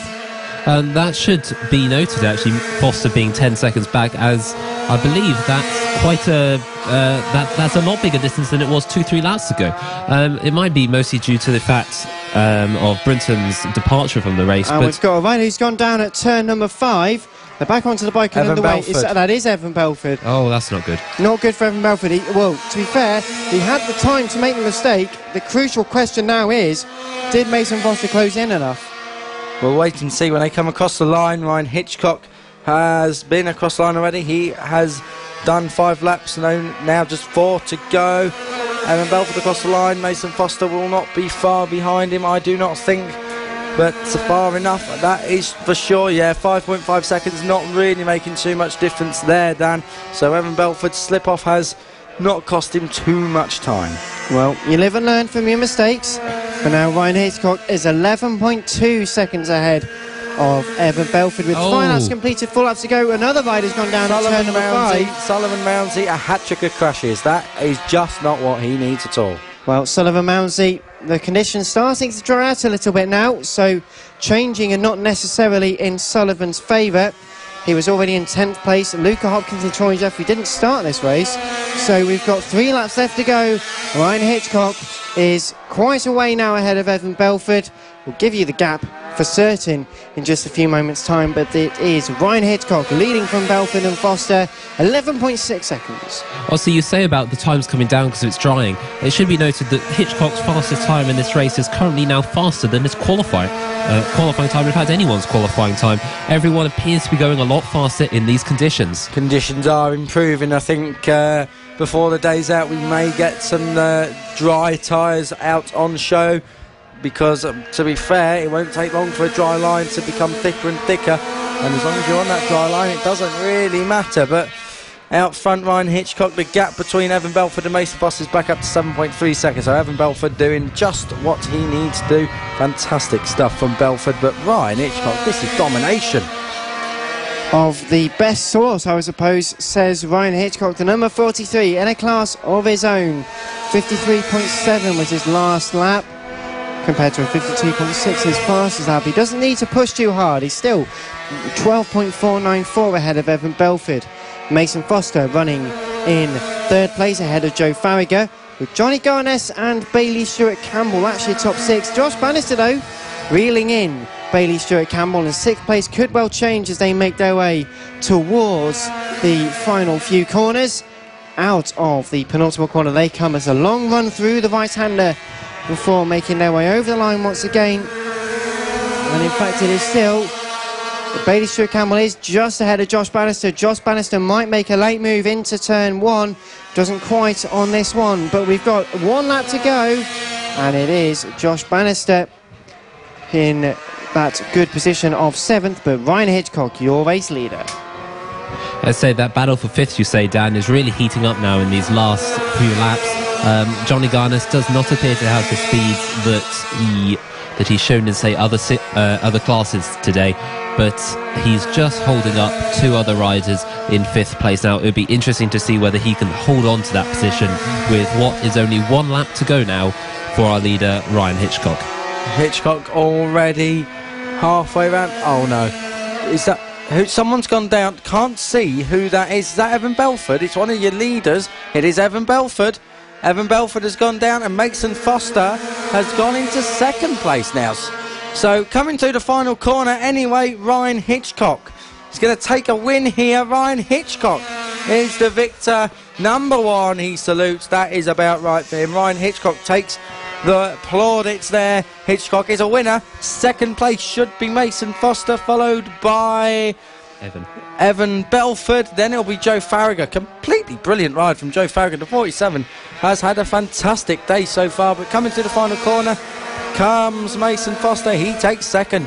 3rd for Evan Belford. He will kick himself after that, I'm sure. Joe Farragher will be 4th. place across the line when he comes across.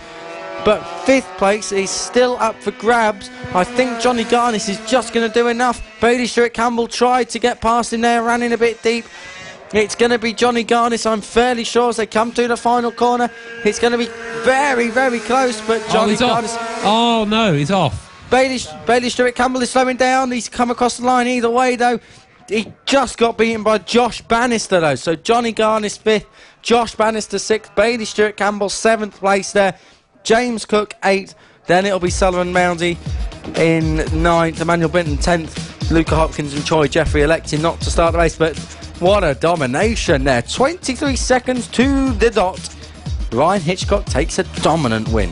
Well, great win there for Ryan Hitchcock. 23 seconds doesn't happen especially often in the Cool Fab Racing British Mini Bike Championships, so it's best to applaud it whilst we can and when we can. A very quiet race really from the LC40 Elite compared to what we often have, but they're just building themselves up for the action in tomorrow's 2 races. But thank you very much for joining us here on Motorsport Radio, on the Cool Fab Racing website and on social media. This is live coverage of round 8 of the 2018 Cool Fab Racing British Mini Bike Championships. Thank you very much for joining us. Please do keep leaving your comments below. We will get to read a few of them in a short while. I do promise you that we will. And there's been some great action throughout this race and this race meeting so far. We've had some great action from the Mini GP70s. We've had the AC40 Pros. We've had the LC40 Elite, our championship, of course, being decided in the AC40 Pros. And the Pit Bike 140 and Moto teams, that was very interesting as per normal. But out next, it will be the senior mini motos, which always provide us with some fantastic action. But the racing so far, Connor, your first time here at Cool Fab, how have you been enjoying it? Oh, it's been fantastic racing, Dan. Obviously, the lights to flag action for a lot of the runners here today. It's really been a case of the conditions really dictating everything today, and drivers and riders just trying to keep on the circuit. It's been interesting to see some of them really push themselves to the limit, especially earlier in qualifying when going off the track was a lot more prominent. But even here in the race, where riders know that they need to stay on the track, stay on the circuit, we're still having them fall off, and that just shows you how tricky these conditions are for riders that really should know this. Really should know these conditions and these bikes by this stage of the season. Well, easier said than done is, I think, the only thing we can add for that. And, well, you mentioned that particular phrase. It's senior mini motos heading out onto circuit now, which we can always prescribe us some interesting action whenever the rain comes out and the sun comes out at the same time. Rumours are that we are seeing a very small amount of blue skies somewhere. So it is starting to dry out a little bit here for the senior mini motos, the first senior mini moto race of the weekend. It will line up with Ryan Grant and Josh Birkin on the front row of the grid. Richard Holmes-Williams and Chris Yeomans are on row 2, with Simon Huntingford and Nick Bennett on row 3, Bernie Hook and Matt Birkin due to be on the 4th row of the grid. That's the final row of the grid. Matt Birkin not setting a time, so may not be out on the circuit. We'll bring you that information in just a few moments' time. But they make their way up to the grid now. Get in touch with us on social media. Let us know who you're supporting this weekend. Any well wishes for our champions-elect, or who you reckon could well be a good shoe-in for the championships as well. And, well, a few riders just making sure that they can get their bike started. It is quite cold. The air-cooled bikes have not been having the good time of restarting this weekend, but they look towards the start line, Marshall. Green flag is up. It drops pretty quickly as well. Richard Holmes-Williams off like a scolded cat into turn number 1 for the first time out of 9. Tries to go around the outside of Ryan Grant, the race leader. Not successfully though, so Ryan Grant leads ahead of Richard Holmes-Williams. 3rd place in the mix of all of this. We've got Matt Birkin, who had a great start all the way around from the very back of the grid right up into 3rd place already, so made some good steady progress. Line astern though, heading into turns 4 and 5 for the first time though. We've got a rider down there. Don't know who that was, but a rider up and down has gone Ryan Grant. Ryan Grant's gone down. So has gone down the other Birkin. So my goodness me, all happening in 2 corners. That's Josh 3 Birkin. riders. That's Josh Birkin who's gone down. That's what I mean by the other Birkin, ladies and gentlemen. Josh Birkin has gone down, so disaster for him. And Ryan Grant has gone down, and that has blown this championship wide open. He was 27 points behind already. I tell you, if now it's neck and neck, really, not just on track, but also in the championship, because if Richard Holmes-Williams was to take the win today, now he would put one hand and a few fingers on the title, looking to wrap it up for tomorrow. And can we, ladies and gentlemen, also applaud the fact that Matt Birkin, from the very back of the field, in 1 lap, is leading this motor race. Incredible. Incredible achievement, as you say, Kiko. I've watched him come through, and he really scythed through that opening first corner. Oh, no. There he goes down. The leader gone down. off, and Birkin will drop down into second place. He might hold the position, actually. He does just about as the other Birkin actually goes off as well at that corner. But it does leave the leader all on his own up front, and it really is a case of not make a mistake now. Richard Holmes-Williams then is leading out front. I hold my breath as I say that. Second place is Matt Birkin. And then as we come through the field, Ryan Grant in about 4th place at the moment. So Richard Holmes-Williams would extend his lead by 12 points. That would make it 39 by my calculations. Here at the moment in this class, it is still all up for grabs, of course. But Richard Holmes-Williams is leading very comfortably at the moment.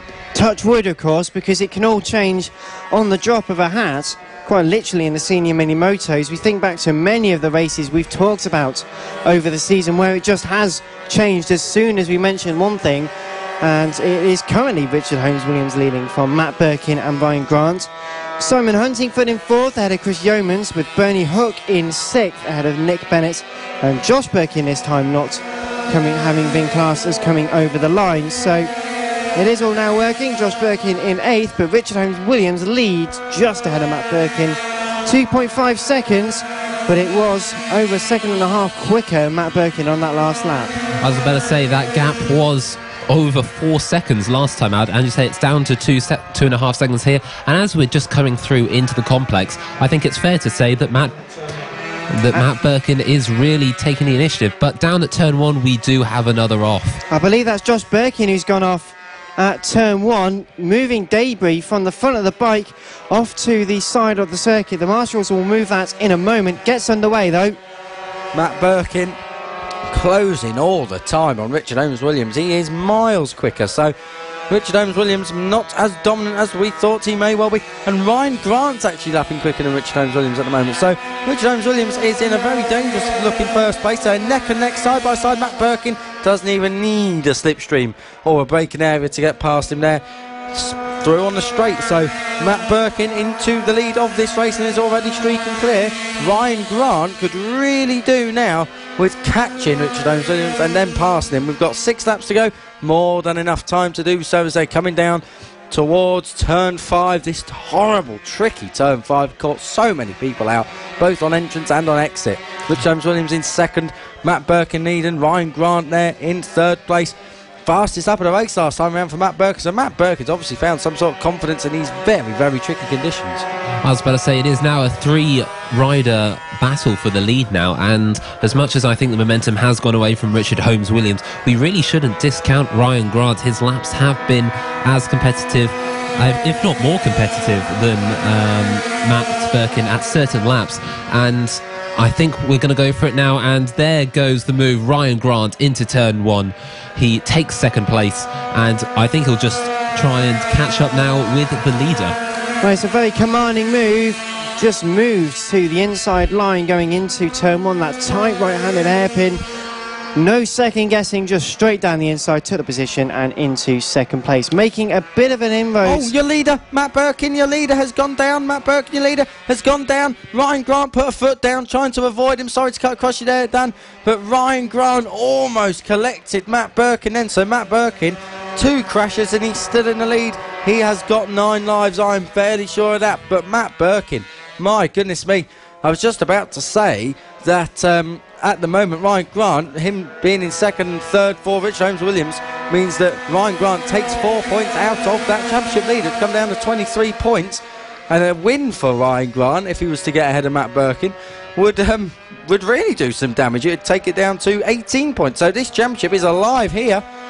Well, it's only as live as Matt Birkin's 9 lives are. I think he's used at least 3 of them in this race so far.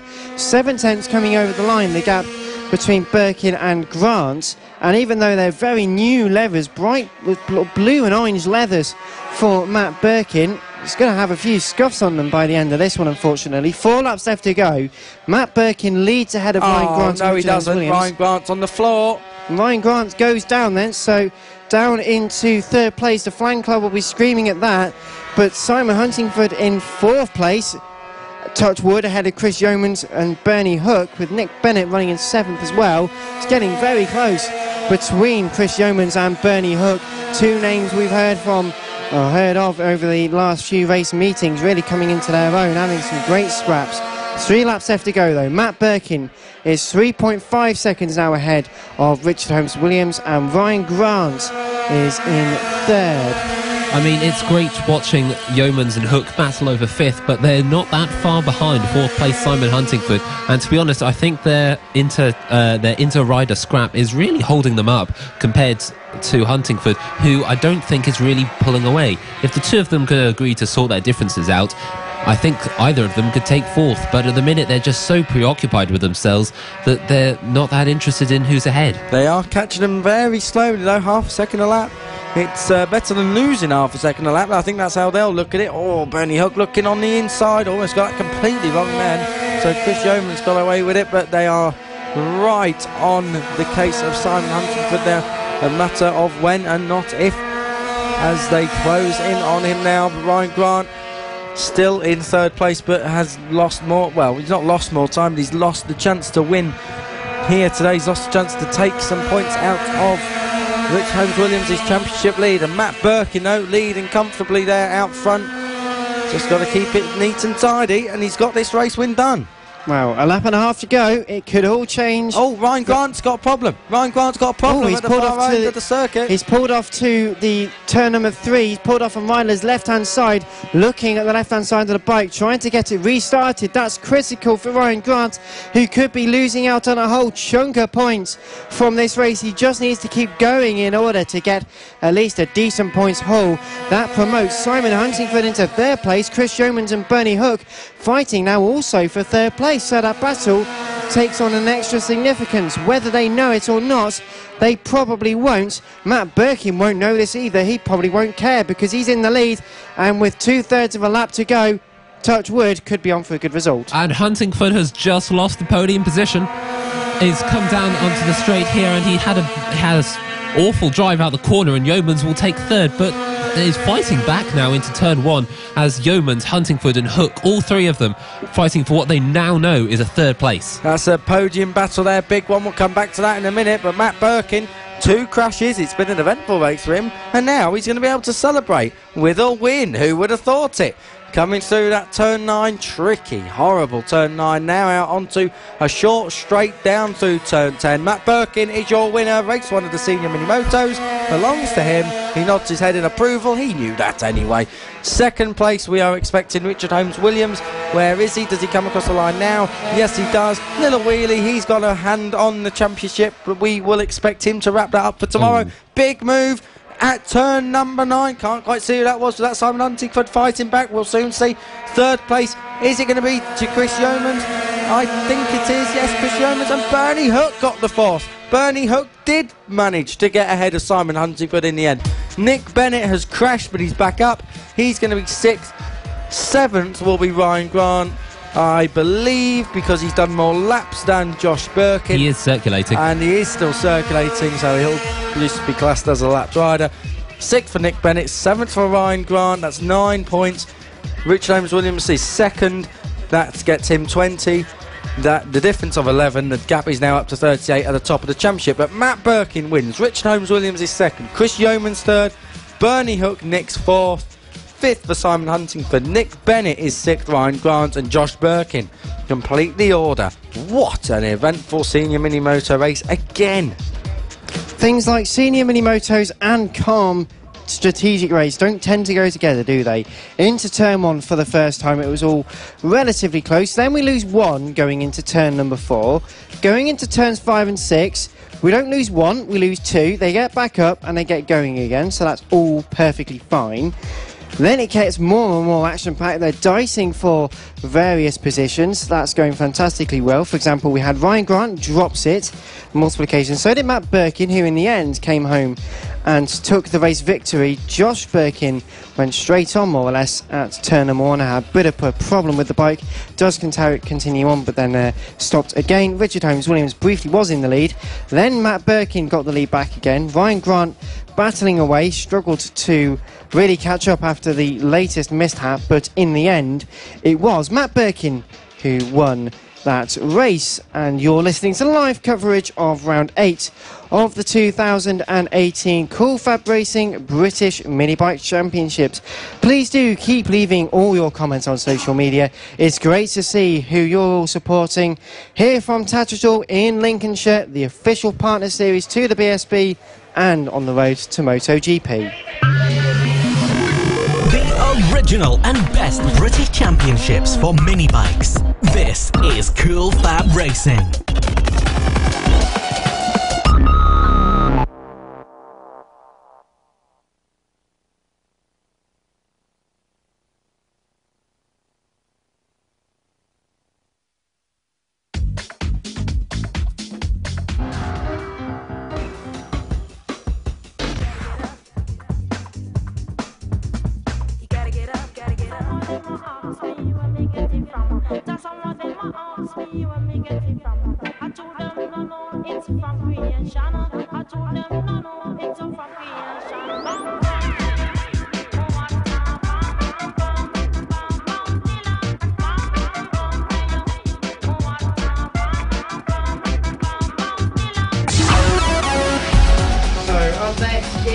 AC40 rookies, Connor Jackson has the grid. Indeed, it's Samuel Munson on pole position as they just line up on the grid now. Ruben Bray will join him alongside ahead of Finnan, Werity and Charlie Huntingford.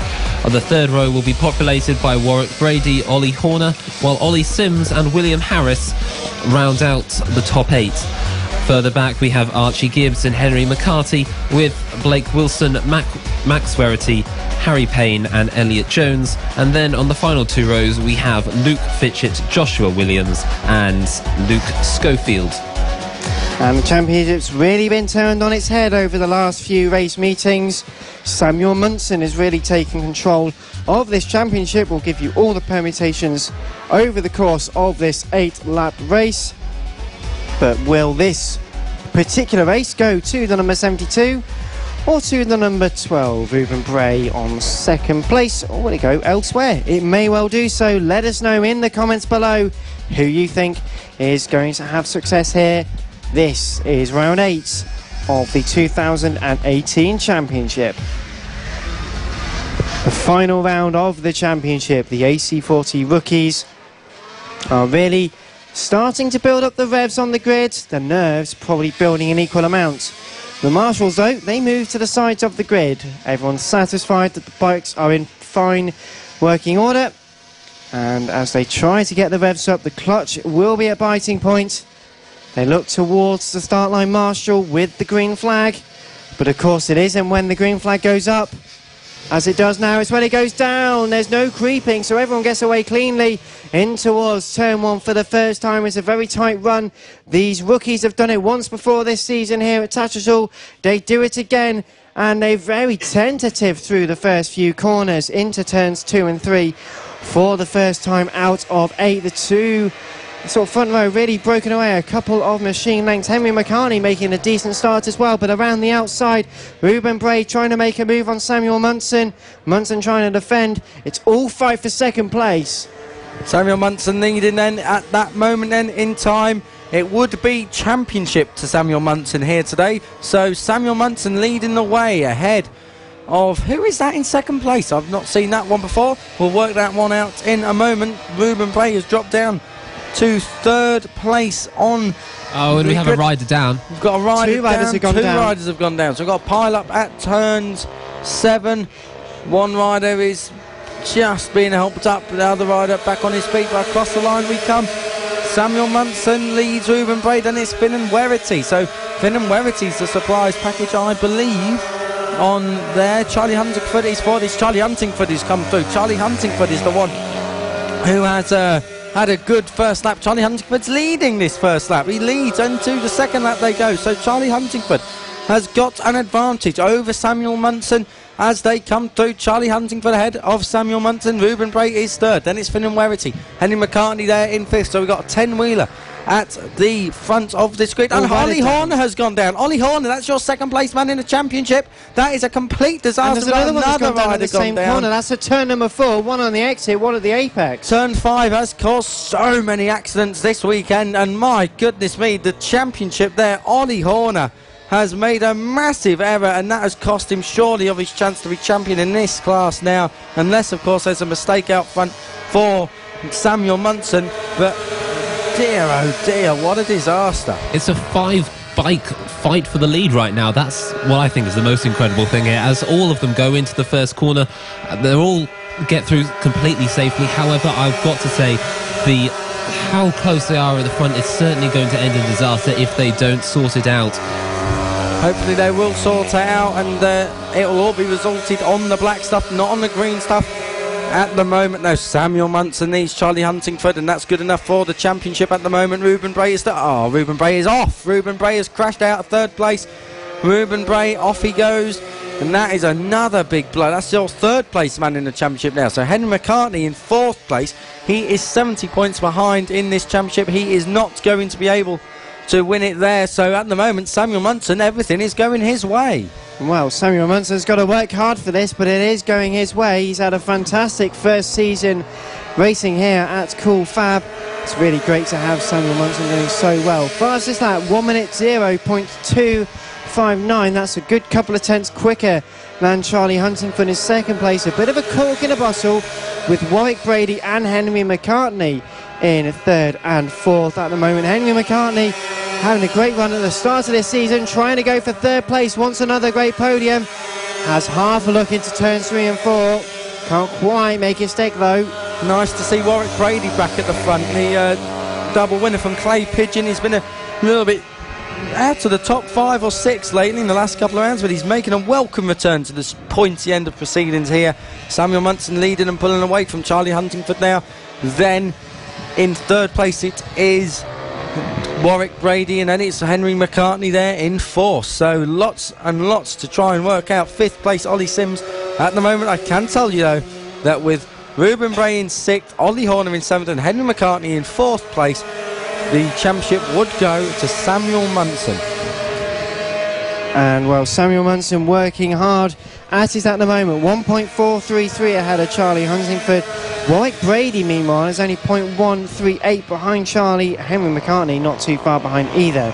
Ruben Bray in fifth at around the halfway mark, 1 lap 4 out of 8 at the moment, with Ollie Sims, Ollie Horner 6th and 7th ahead of Max Werity, Blake Wilson and Elliot Jones, with Harry Payne, Finn and Werity, Archie Gibbs, Luke Fitchett and Luke Schofield the top 15.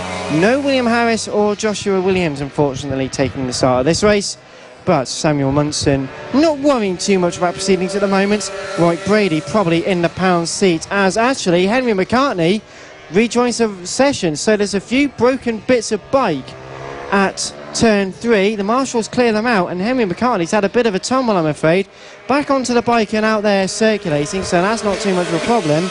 That just promotes Warwick Brady into second place, only quarter of a second behind Samuel Munson. Munson now starting to be challenged, and it's a new challenger, the 99, into turns 2 and 3. Yellow flag also at turn 6. That's Elliot Jones who's gone down out of 10th place, so Elliot Jones is a crasher there. Well, nonetheless, it's all changing now because our race leader Samuel Munson starting to come under pressure from Warwick Brady. We've not said that sentence in an awfully long time, and that's good. Warwick Brady, it's great to have Warwick fighting at the front once again. As you mentioned at the start of the race, Kiko had some great results at Clay Pigeon, and this kind of circuit seems to suit Warwick very well. What Samuel Munson needs to do now is not worry too much if he gets passed by Warwick Brady. If Warwick Brady wants to lead this race, let him lead, because he is not a championship threat at this moment in time. He's mathematically out of it. Samuel Munson, really, a top 3 does it for Samuel Munson. He will walk away with the championship if he finishes in the top 3 and everyone else stays exactly where they are. So, really, Samuel Munson doesn't need to scrap it out, but he'll want to win the championship with himself. So, lots to play for and lots out on track happening at the moment. Samuel Munson under attack from Warwick Brady. Who is it going to be with 2 and a bit laps to go? Into turns 3 and 4 once again. Right, Samuel Munson. 1 minute 0.150 was the fastest lap, his fastest lap on the last lap, but will it be enough? He's 0.980 ahead of Warwick Brady. Charlie Huntingford's an equal gap behind, so there's an equal distance for our 3 podium positions. Ruben Bray's almost 10 seconds behind. He's 11.4 seconds behind the race leader, so out of contention for the overall results. Meanwhile, it's not too close, nearer further down the field. Archie Gibbs and Elliot Jones, 12th and 13th. That's the other closest fights in this race. But Samuel Munson, the number 72, still heading towards the start-finish line. It's 0.3 of a second, 0.375 into turn 1 with Warwick Brady. He's not close enough to make a move. He's not too far away though, Kiko. Give it another lap and a half. We've got 2 laps to go. I don't think he's going to need a lap and a half if he wants to take this. He's just got to be careful on how he does it. Warwick Brady cannot take out your championship leader. That would go down like a lead balloon, I can tell you that for sure. We've got someone down. That's Elliot Jones.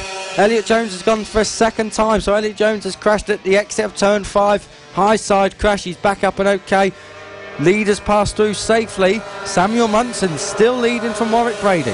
I think the one thing Munson will be very pleased about is the lack of traffic ahead of him. Obviously, they did have a bit earlier in this lap, but for now, the next 1.5, I don't think they'll be catched. And we've got one faller coming. Elliot Jones again. So not having a great success in this race, unfortunately, is Elliot Jones. But over the line then, the final time then, this starts the last lap for Samuel Munson heading towards, and there's a rider down at turn 1. This is in front of our race leaders. That's Jacob Stevenson, I think. Jacob Stevenson has gone down at turn 1, so no passing at turn 1.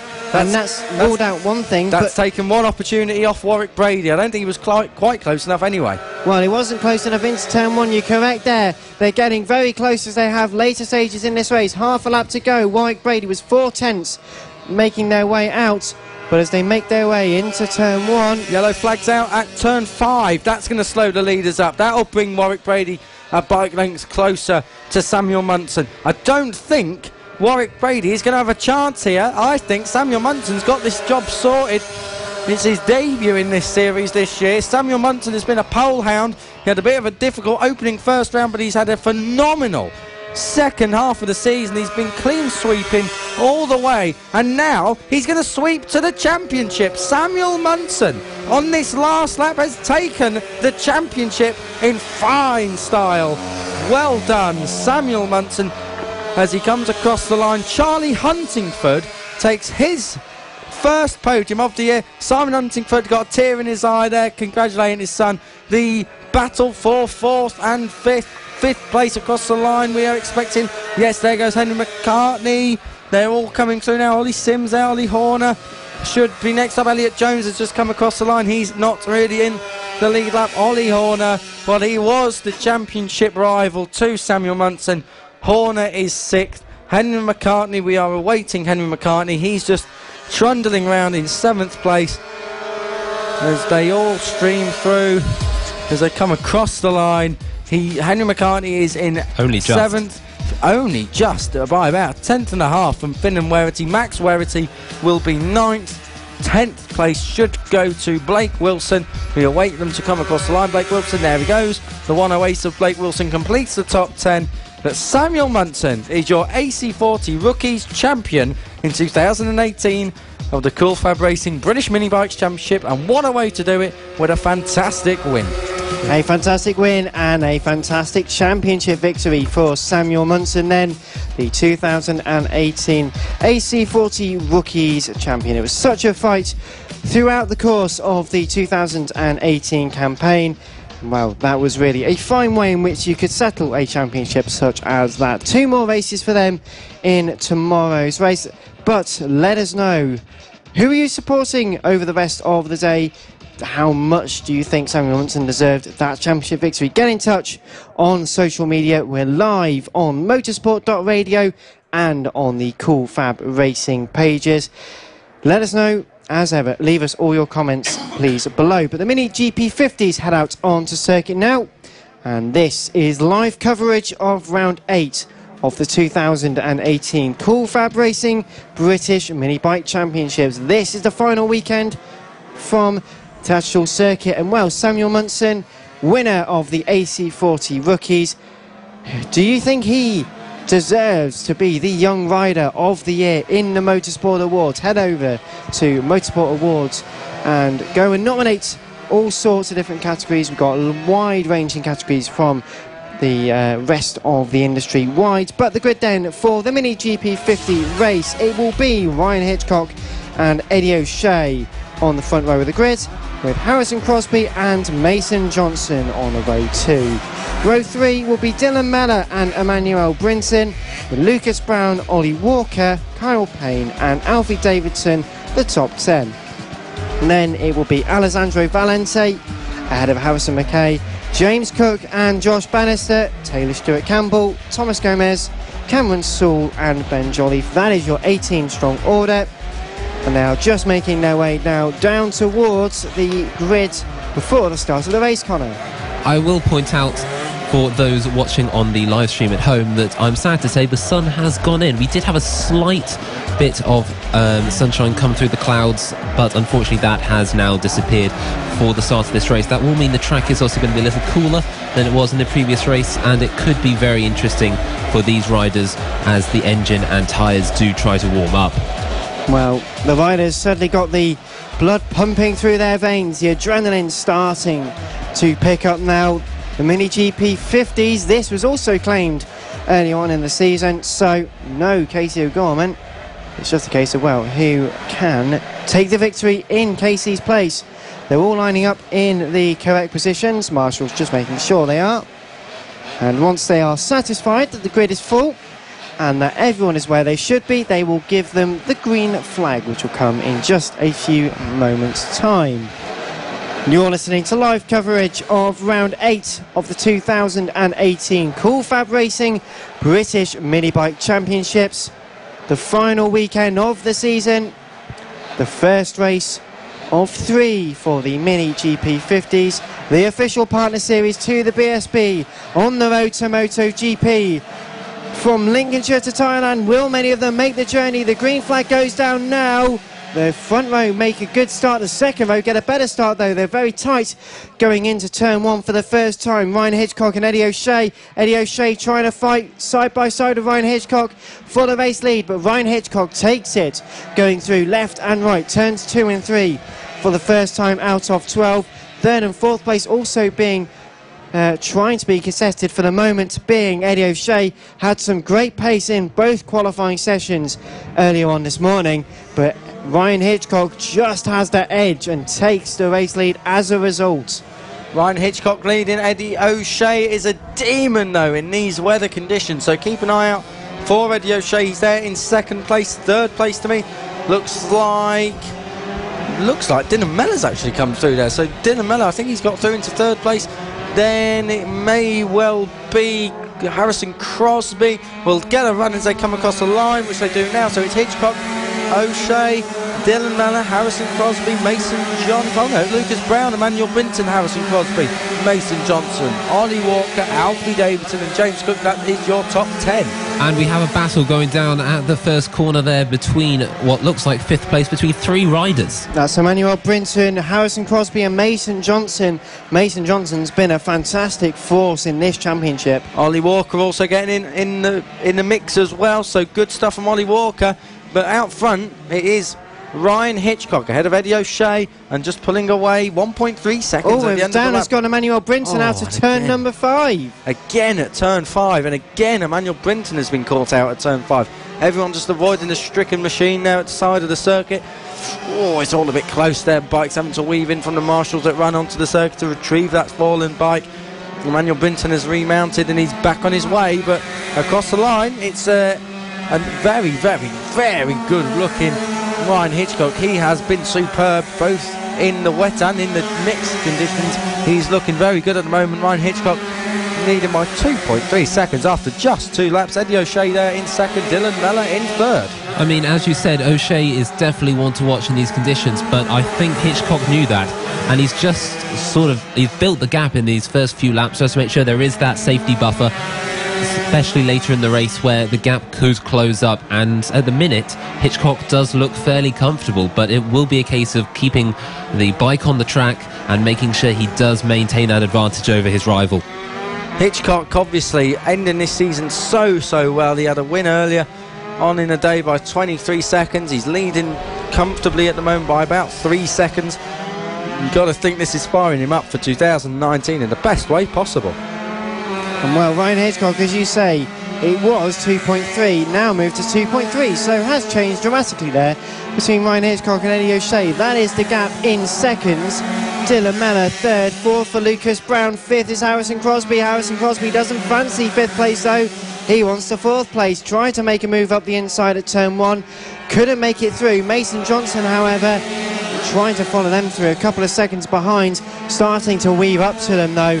This is what happens if you try and scrap. Late move, Lucas Brown and Harrison Crosby. Crosby let the brakes go, tried to make a move up the inside, couldn't make it work into turn 4. Is going to make it work into turn 5 though, so we've got a rider gone down out the exit of turn number 6. It's Ryan Hitchcock, your race leader. Ryan Hitchcock has gone down at the exit of turn 6.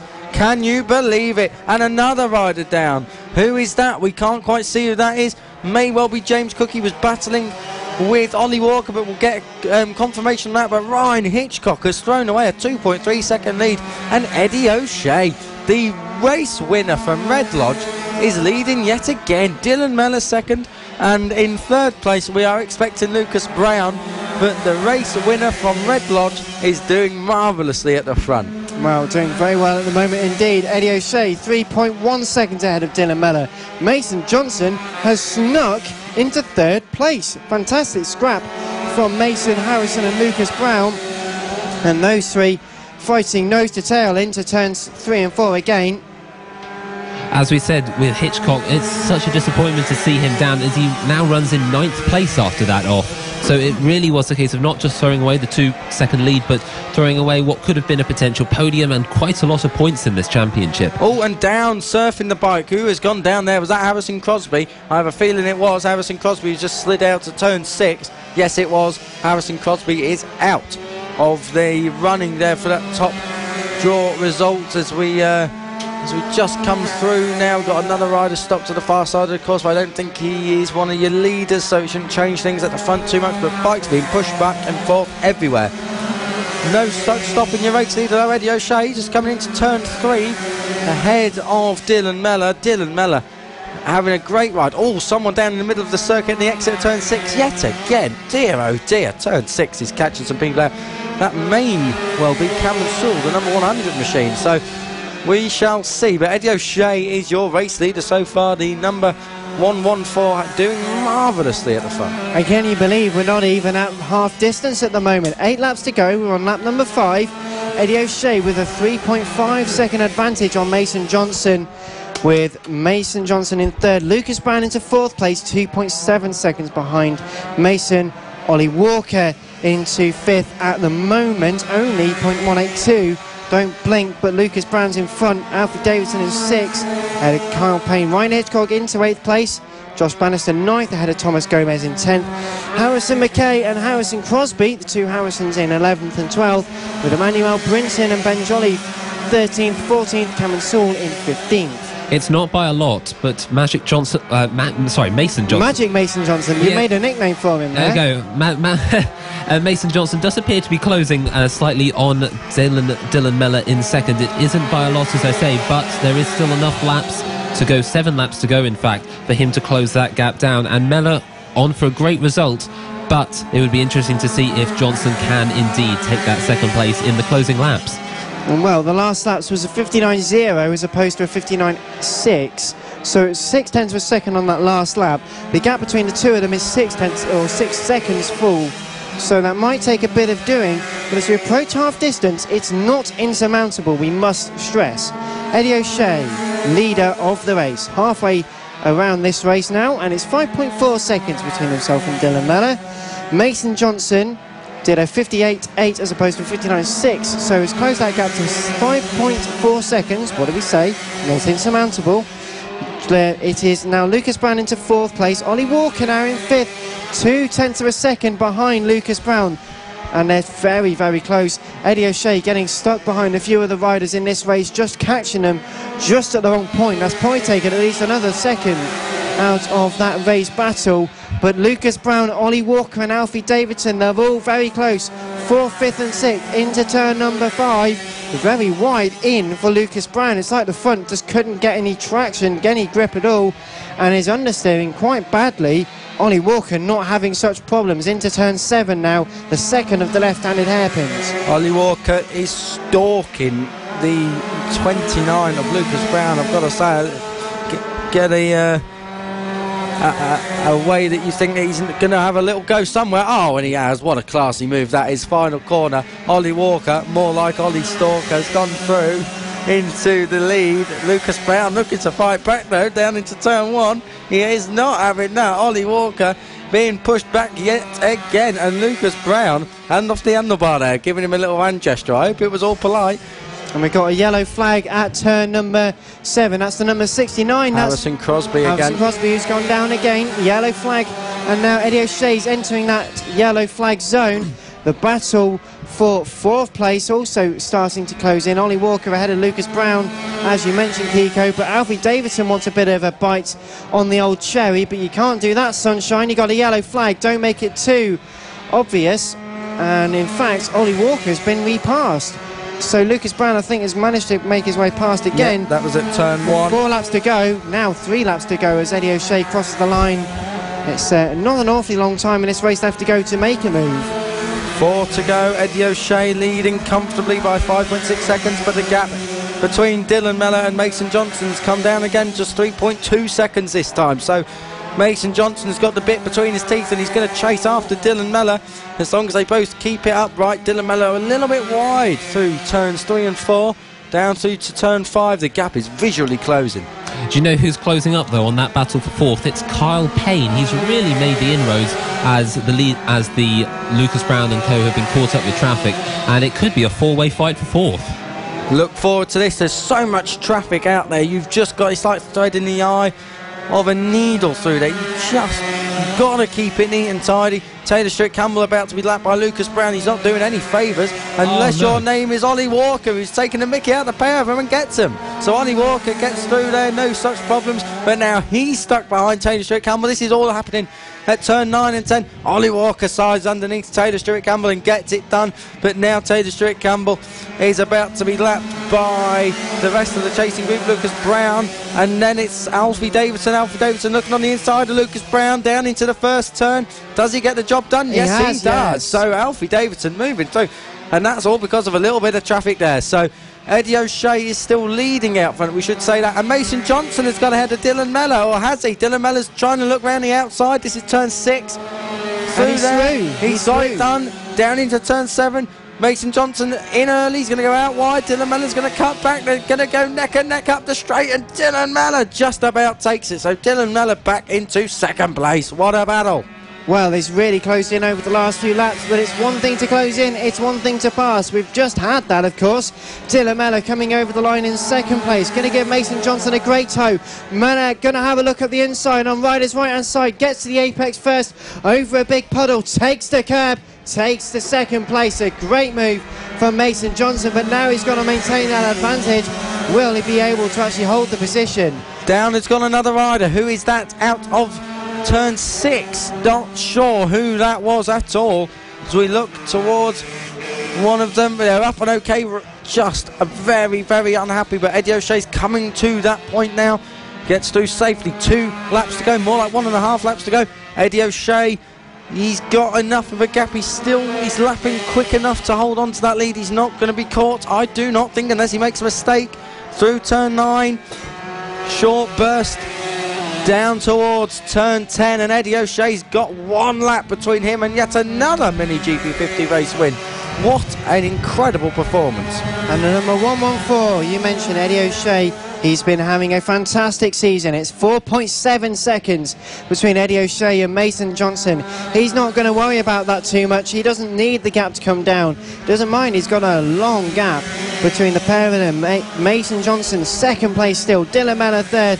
Alfie Davidson still only just ahead of Ollie Walker and Lucas Brown. That fight is going to the very end of this race. Half a lap left to go, though. Eddie O'Shea, the number 114, on course for another victory in the Mini GP50s. Out of turn number 7 for the final time. Won in inclement conditions before, and he's about to do it again.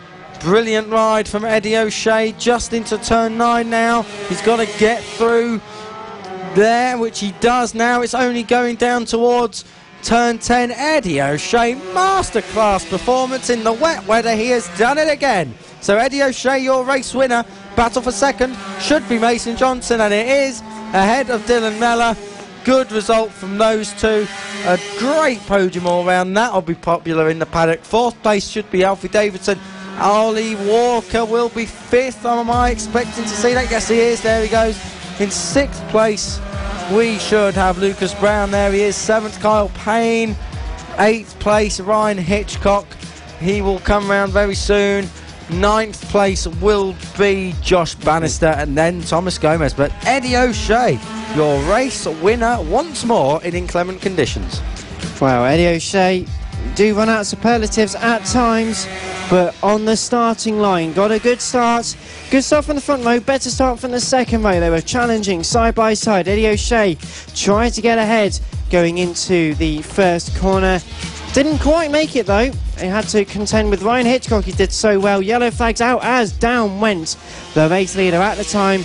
Eddie O'Shea then had to hold his nerve, had to hold the position for so many laps, and lap after lap pounded round. Very different though for Mason Johnson, who had a slightly struggling qualifying but made a great result in this race. Second place, coming back after a big crash at Rowra a few months ago. Some real joy for the end of season, and of course there are 2 more races to go.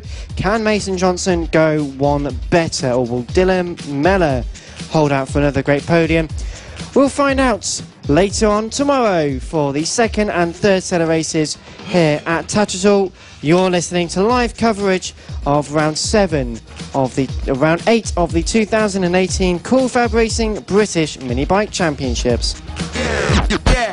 This is the Cool Fab Racing British Mini Bikes Championship, the official partner series to the BSB.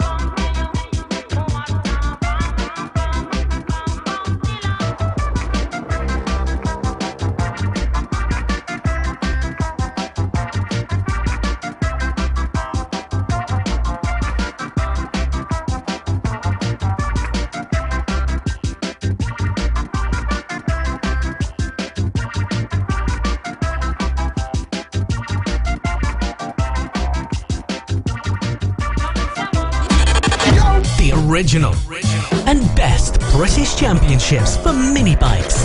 This is Cool Fab Racing.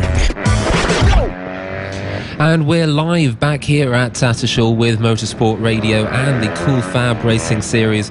Obviously, the Extreme 200s are now out on track. They do their warm-up lap.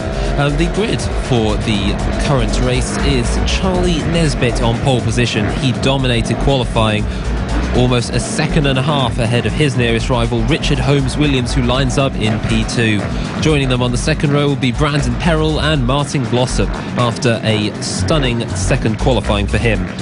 Fifth will be Elliot Dufton ahead of Felix Hearn and Harvey Claridge.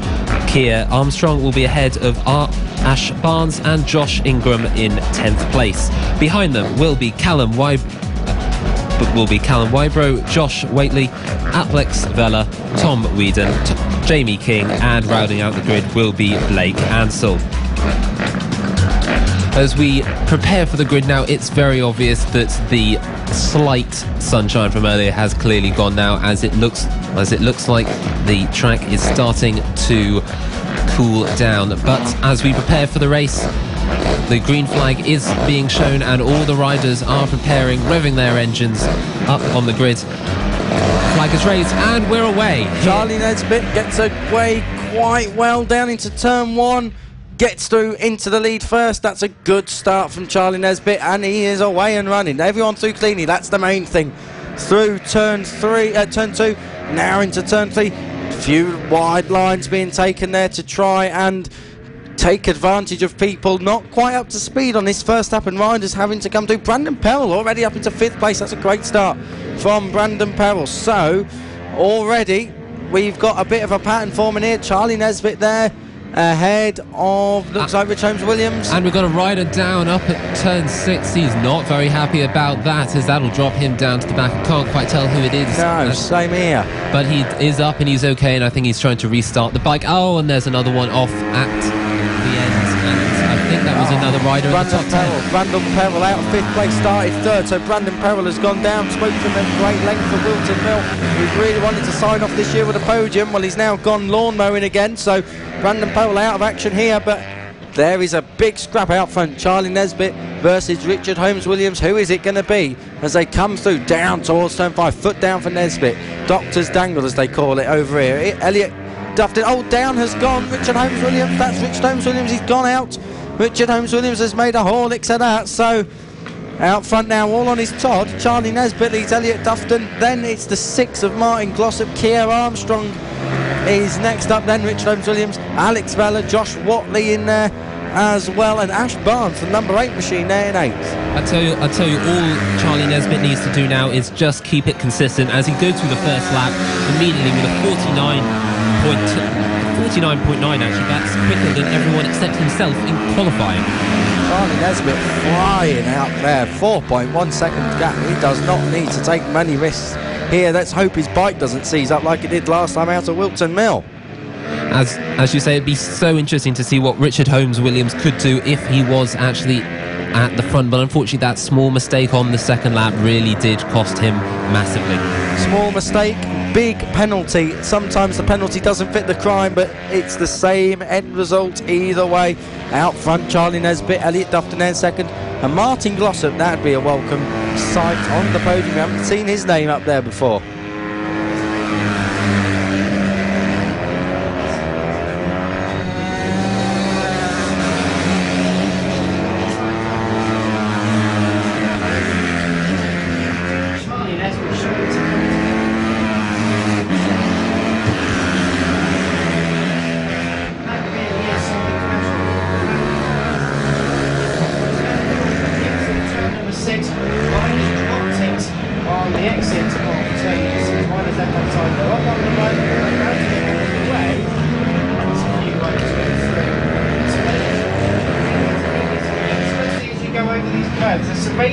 They hold a lot of water in them, and let's be honest, we kind of lost it now.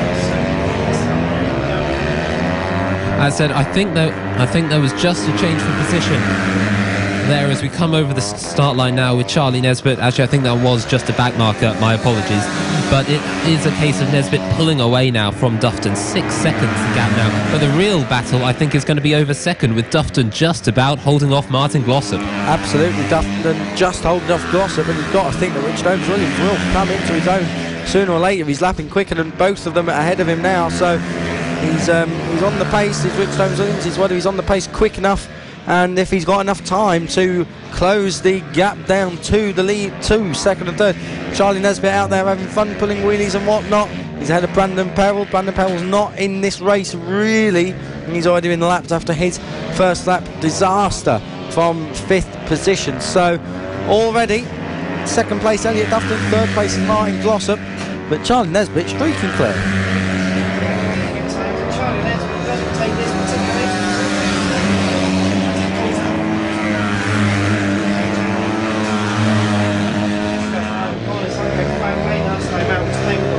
Yes.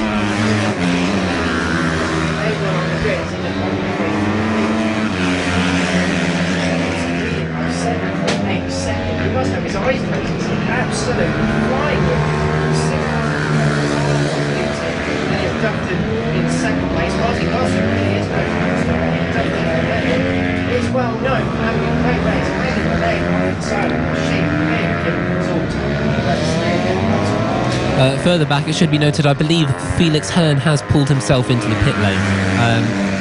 It is a case of I don't think it was going too well for the number 22, and we are down to currently 11 runners in the race.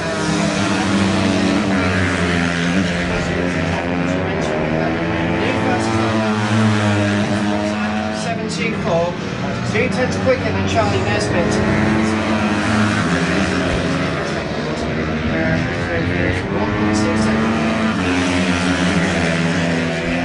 Wow, this could well be a three-way scrap for second place, Connor. The yellow flags out between those two.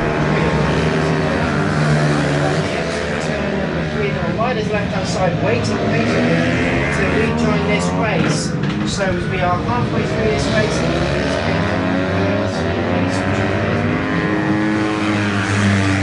I'd say it was disappointing for Richard Holmes-Williams with that off earlier, especially now that he's showing lap times under the 50-second mark, which is certainly what he wanted to do if he wants to take it to Nesbitt. But here is Holmes-Williams taking the move into the first corner. He almost outbrakes himself. Has he got it stopped? He has. I cannot believe he actually got that stopped into the corner. But Holmes-Williams takes third from Martin Glossop and will now go after Elliot Dufton in second.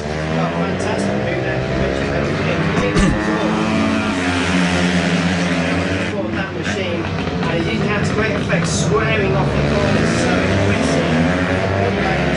Machine leaving its business, even this is demanding it. He's going to have it into turn 7. Turn 7.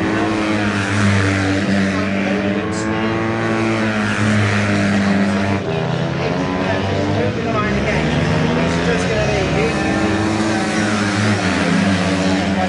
pause for a second. Into turn 1 now. Richard Holmes-Williams is not close enough. He is right on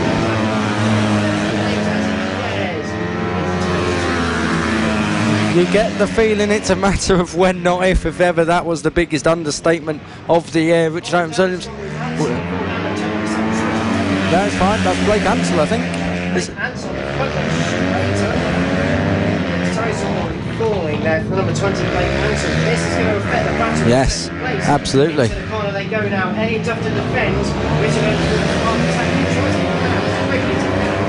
Just got to take his time. He's still got a lap and a half to do this. As Charlie Nesbitt is already across the line. Don't forget, he's still he's still got 2 laps then to do it. He's not got to rush as they come across the line. Richard Holmes-Williams not quite able to make it. Oh, he dive bombs him late on and shoves Elliot Dufton out almost into the car park and the weeds and into the rubbish. But my goodness me, Richard Holmes-Williams, what a move! Got it done there well. It'll be disappointing the fact he's not up front chasing Nesbitt, because my God, that was a fantastic move there from Williams, who will really be ruining that mistake earlier in the race. He really will. Richard Holmes-Williams, it's more of what could have been. I think that's how his story of Saturday here at Tattershall will be. Final lap of this race is started. Charlie Nesbitt is leading it. Elliot Dufton has been demoted now to third. It's got a rider down. Who is that? Is that Ash Barnes? It may well be Ash Barnes on the number 8 machine who's gone down. Indeed, and I think we also have Josh Ingram, who's stopped on the far side of the tracks. Problems with his bike, I believe, and I don't think he's going too much further. Yeah, that's Josh Ingram. The 147 has stopped Charlie Nesbitt. No stopping him, though. He is leading this race. Charlie Nesbitt through turn 6. Just got to come through turn 7 now as Josh Ingram just waltzes back to the pit area. Up to turn 9 now. This is it. Final time, final corner. Through at the final round of the year. Charlie Nesbitt is going to be a winner again. The Extreme 200s, the title's already done. What a lovely wheelie that is. Give us some of that, Charlie. Spud Nesbitt then takes the win. Richard Holmes-Williams is going to be second. What could have been for Richard Holmes-Williams? He takes second. Third place is Elliot Dufton. Fourth place will be Martin Glossop. Not the podium we hope for here. Kia Armstrong should be next up and be 5th. 6th will be Josh Watley. 7th should be Alex Vella. Welcome return to Cool Vibration for him.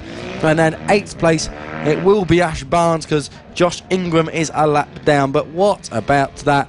What great racing. Alex Vella's just got to come through the final few corners. Blake Ansell has crossed the line. He is in 8th place, so he demotes actually Ash Barnes. But Alex Vella, hearty, gutsy ride from Alex Vella there. But no stopping your race winner, Charlie Nesbitt, over 10 seconds. Domination again. Indeed, fantastic run there from Nesbitt, who'll be very pleased with that result. Notably, though, Richard Holmes-Williams did actually set the fastest lap in second, a fastest lap that was quicker than Nesbitt's pole time. As again, really is a case of what could have been for the rider there in what was, again, another frantic and exciting race here at Tattershall. Charlie Nesbitt then back on top. Some people would say arguably where he belongs, and I'm sure he will go on and conquer the World Championships. He's already doing it in the Junior World Championships, so back to his roots. Cool Fab Racing, Charlie Nesbitt, a winner again. Great win there for Charlie Nesbitt in the Extreme 200s. Just one more race to come here from Saturday for round 8 of the 2018 Cool Fab Racing British Mini Bike Championships. And in just a moment's time, we will have the mini F1 sidecars heading out onto circuit.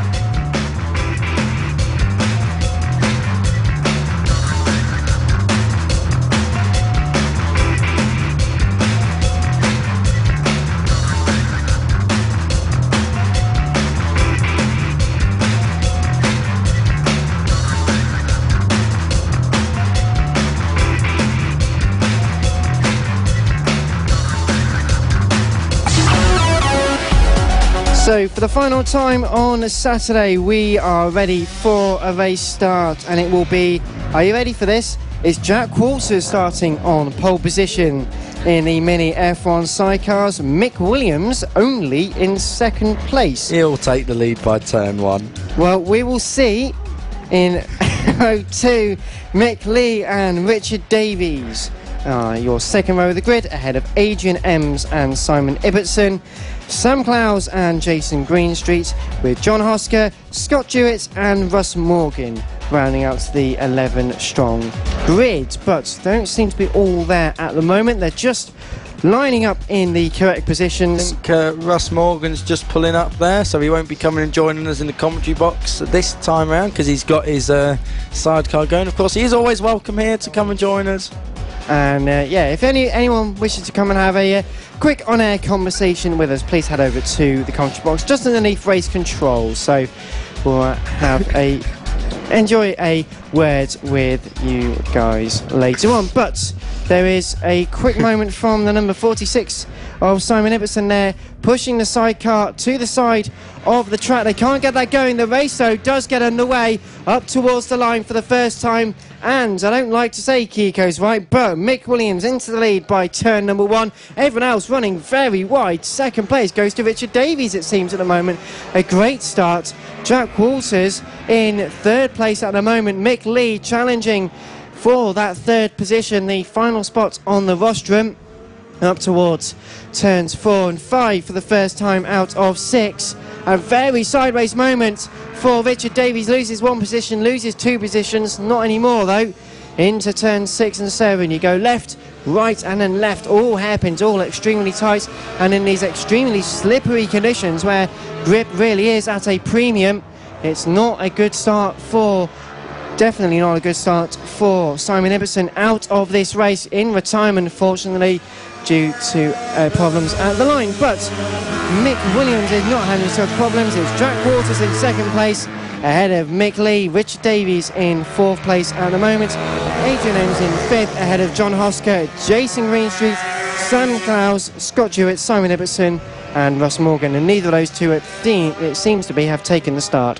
It is a good start, actually, you say, for Mick Lee. Although he did start in third, he was pushed back in the first corner, and he has fought back over this first lap to really be pressuring Jack Walters now for that second place.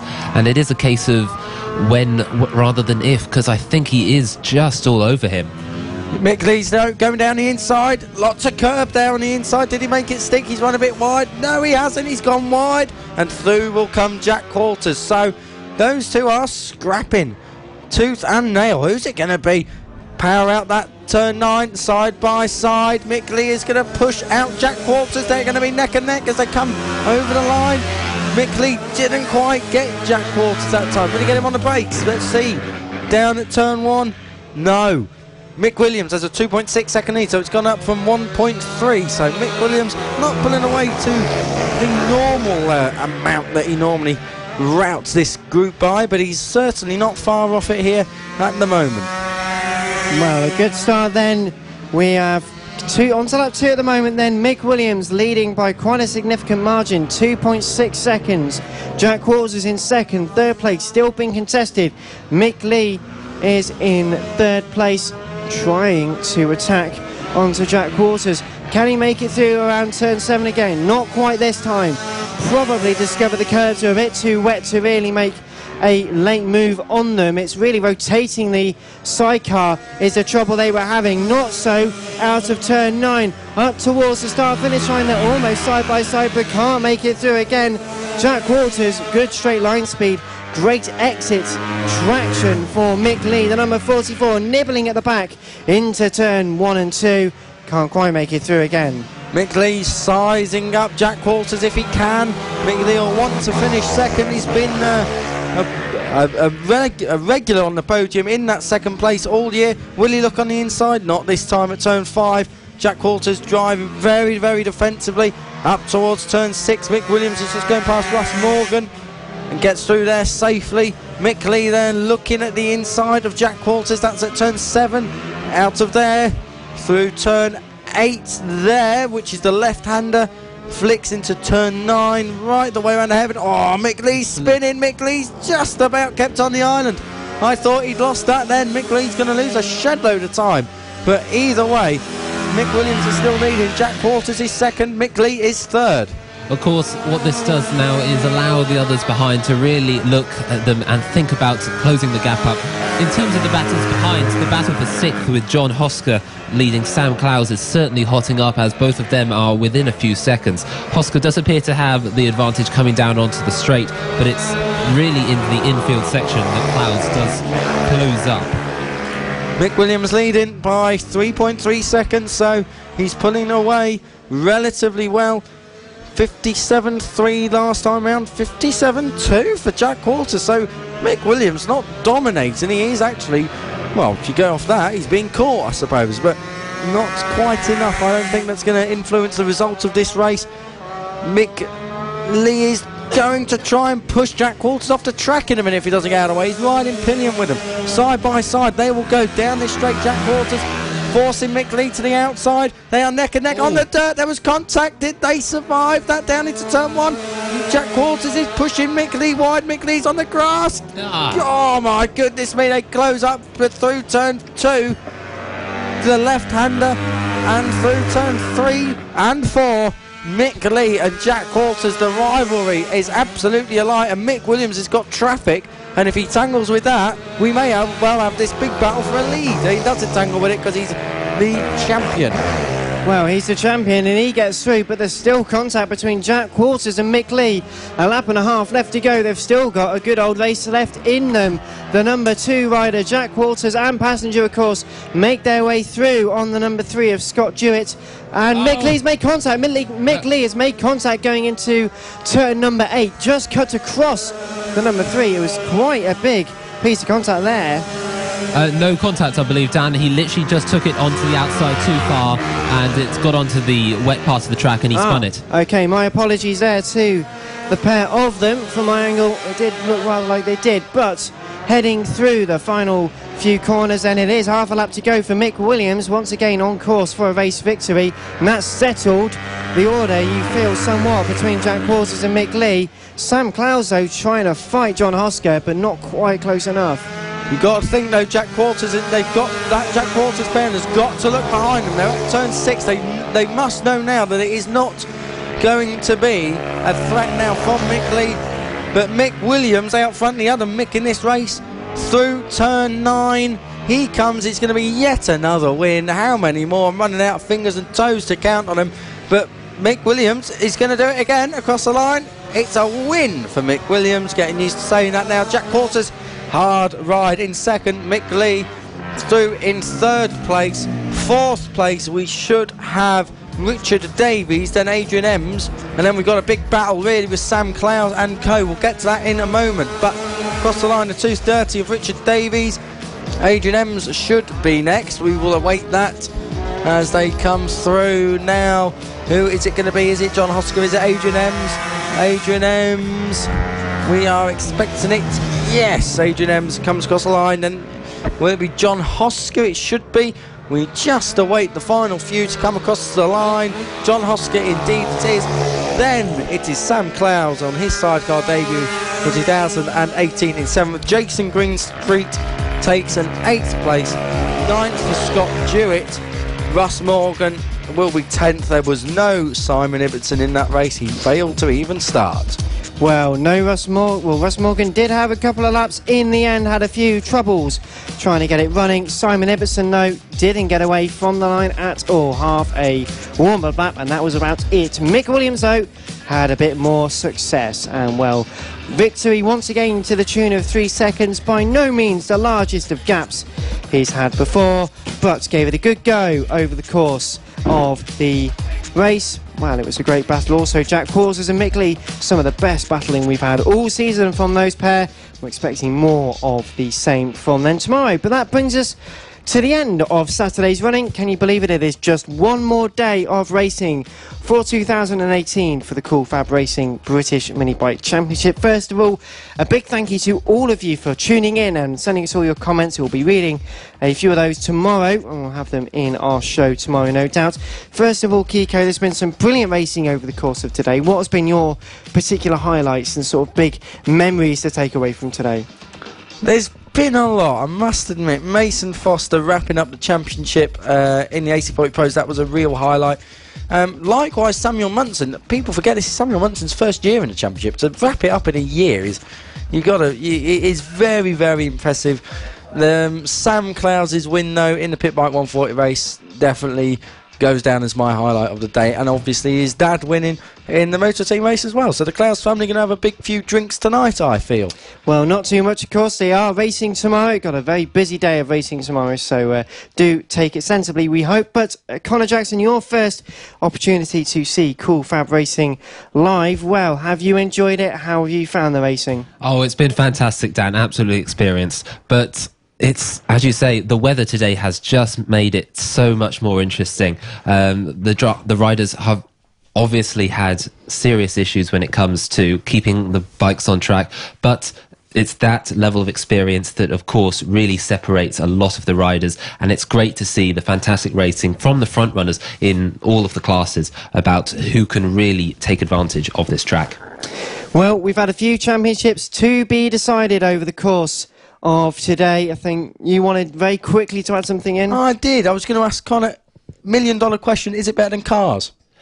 No. We don't do those comparisons. Yes, here. We do. At this event. Yes, brilliant. That's all we needed to know. Dan, what was you going to say? So I was going to say, if you've got any particular inkling upon which sport is favourite, head over to the Motorsport Awards, where you can go and nominate your favourite championships, your favourite drivers, your favourite teams, riders, maybe the best marshal of the year, someone who goes above and beyond for their sport. There's all sorts of different awards. Head over to the Motorsport Awards. You can go and follow us on social media, as well as go and sign up on the website. We're currently in the long list nominations at the moment, so you can put in who you you feel deserves what, and then we'll concatenate all that down soon until you can very quickly choose who will be the ultimate winners of these awards. So there is plenty of action still to come here this weekend, the final day or the final round of the 2018 Cool Fab Racing British Mini Bike Championships. Thank you very much to all of the marshals and to the medics and for all of race organisation. Without you guys and girls, we just couldn't go racing. So an extremely big thank you for all of your help today in very, very difficult conditions. And I think, well, that's from myself, Dan Mark, from Kiko Giles and from Connor Jackson. Thank you very much for joining us today, and we'll see you bright and early tomorrow morning. The original and best British Championships for mini bikes. This is Cool Fab Racing.